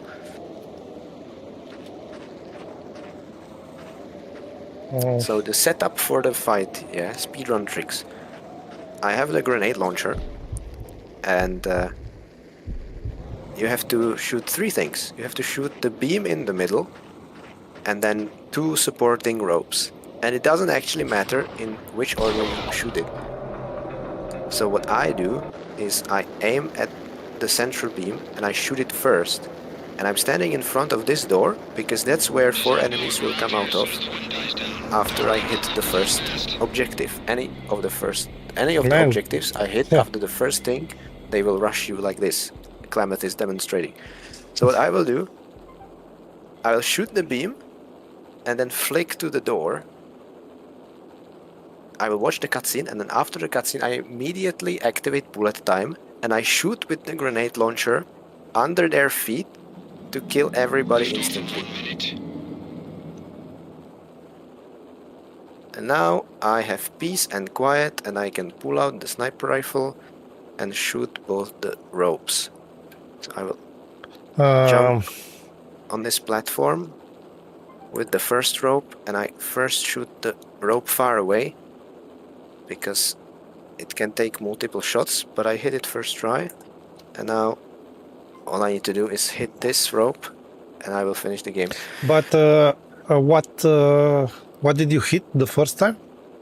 I hit the central column on the roof. Oh. You need to do it anyway. And I think what you're intended to do is, the intended way you do it is you shoot the ropes first, because then you see in the cutscene that the central column starts being all shaky. And then you shoot it with the grenade launcher, and that's what's supposed to knock it over and hit the helicopter and kill the lady and so on. But the game doesn't care which order you actually do it. So I shoot the column first and then I shoot the ropes. Because lazy programmers. yeah, because shooting the column gives you a better position to flick and kill all the rushing enemies with a single grenade launcher. Okay, so I need to shoot the column with Colt, it's okay?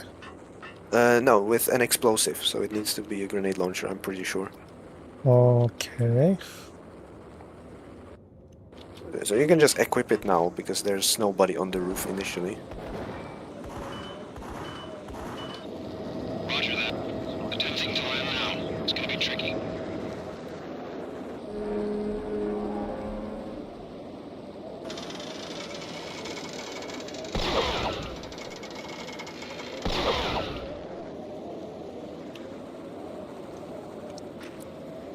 Okay.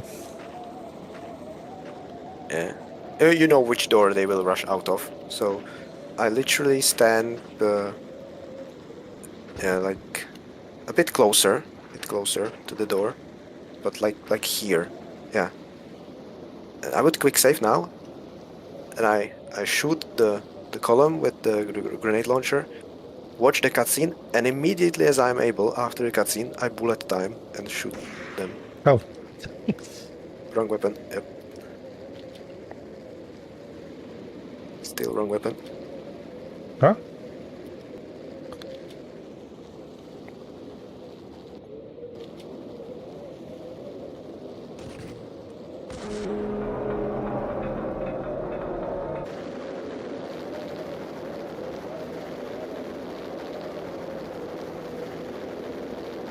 She's on board. We're out of here as soon as the wind dies down. Don't like the look of that mast.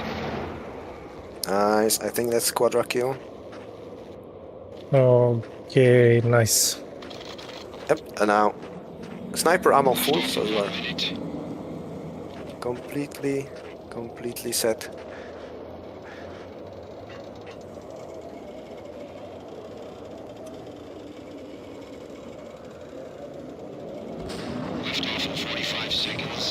Come on! Swings like crazy if you don't crouch. Crouching improves your accuracy. And you need to shoot the striped thing that the rope comes out of, not the actual rope itself, but the 30 seconds to lift off. the anchor point.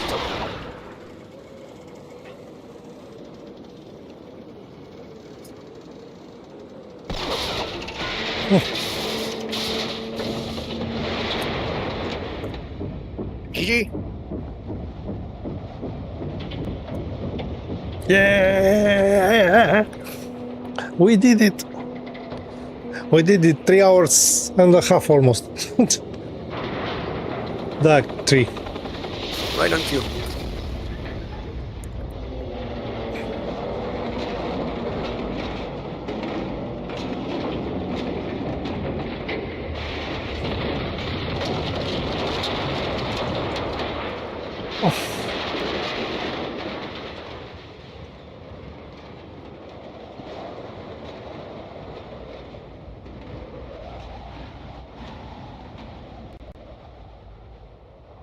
I noticed the Acer building has blue windows on PC, but gray on PlayStation 2.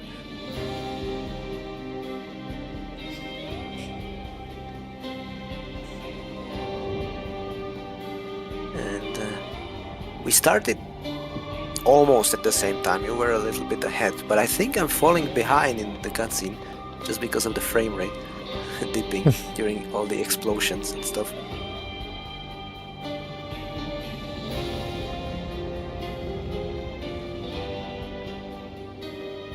Nice. And They for were a all dead. game The so final old, gunshot was an exclamation mark to everything that had led to this point. I released my finger from the trigger. And then it was all over. The storm seemed to lose its frenzy. The ragged clouds gave way to the stars above. Max Payne, this is Deputy thanks Silvio. We did it. NYPD. We've got the building surrounded. Throw down your weapons and lie down with your hands behind your head. A bit closer to heaven.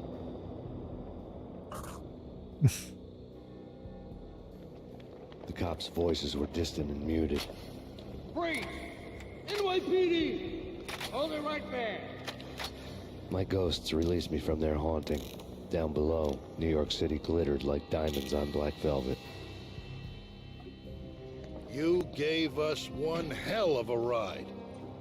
Take him down to Central Booking. You heard the man. Woden was there in the crowd, standing by the sidelines. It wouldn't be over till the man with the patch would say so. He'd say the right words. I knew he would. He'd better. Woden grinned smugly. It was the grin of a winner. That made 2 of us.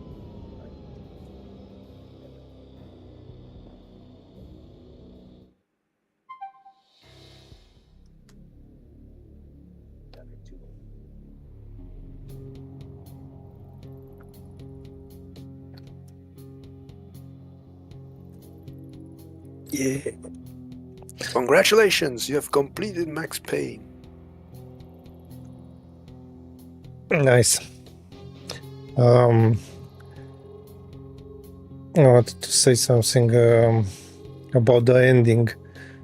No, I wanted to say something about the comics. I still don't understand why they did it like this on PlayStation 2.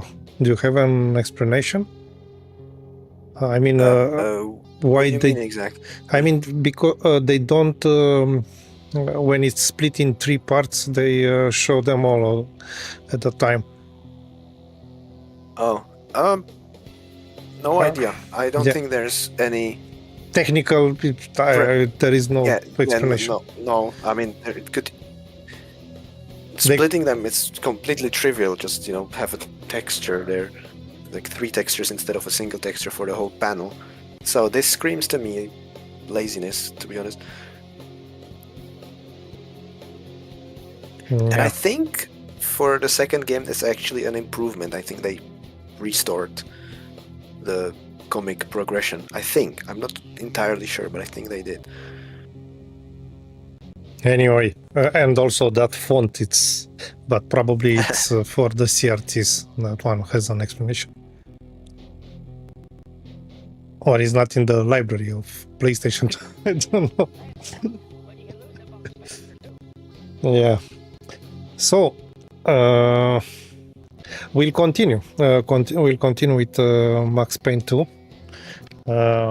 We are not sure yet if we'll do Max Payne 3 immediately. We'll see. Probably not. But yeah, we'll continue, and very soon we'll do Fear. It's somehow related with the bullet time. I don't know if you want to participate to that stream, Kovic. I don't know if you like that much Fear. I only played it about twice, and if we did Fear, I could only do PC, so you would have to do the console. Yeah, I have it on console. It will be a premiere for me. At least I will get the trophies. So it's an idea. I'm not sure if it's backwards compatible, but it should be. I have it on. I have it on Xbox 360. So yeah, that's a good idea. So we'll do Xbox 360 versus PC Fear. The first Fear, of course, the good one. Yeah, and regarding our streams, Neko got sick, so that's why we didn't stream Resident Evil on Sunday. We'll finish it on Friday for sure, and next week, if nothing happens, we have Max Payne 2 on Wednesday and Left 4 Dead 2 Resident Evil 1 campaign on Friday. I hope it will be like this if nothing happens. You never know. Who gets sick again next week. Yeah. So do they say the line, or is it in the sequel that Max's journey through the night will continue? No, I don't hear anything. Where when you quit? When you finish the game, maybe after the credits or something, it says Max's journey through the night will continue as a teaser for the next game. I didn't hear anything. Maybe it's in the second game. You know if they were sure that there would be Max Payne 2 when they finished the first one? I don't know if they were sure, but it probably became clear very, very quickly when the game was first such a success. Yeah, but yeah. And I think they started work on the sequel very quickly because it also released quite soon.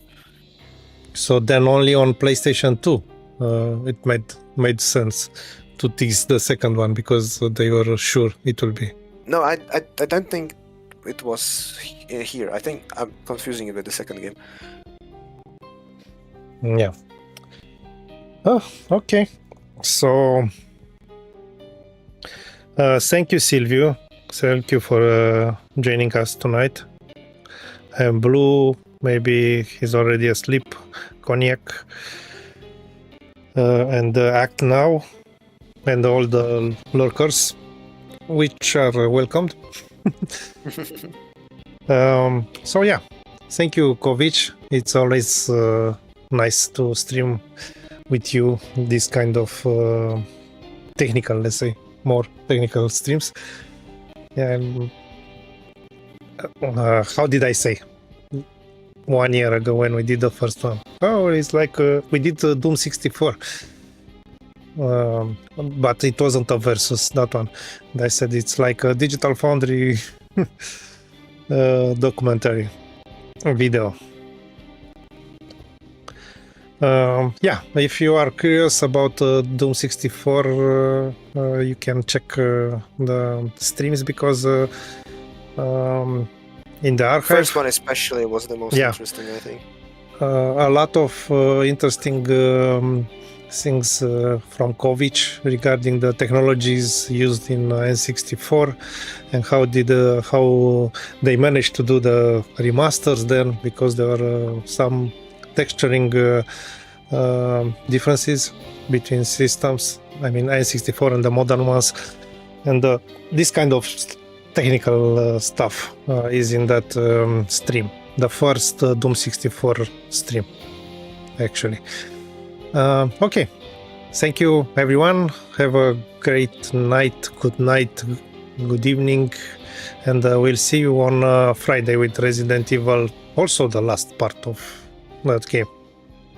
Good night. Busy week. Yeah. Good night. Bye. Good night.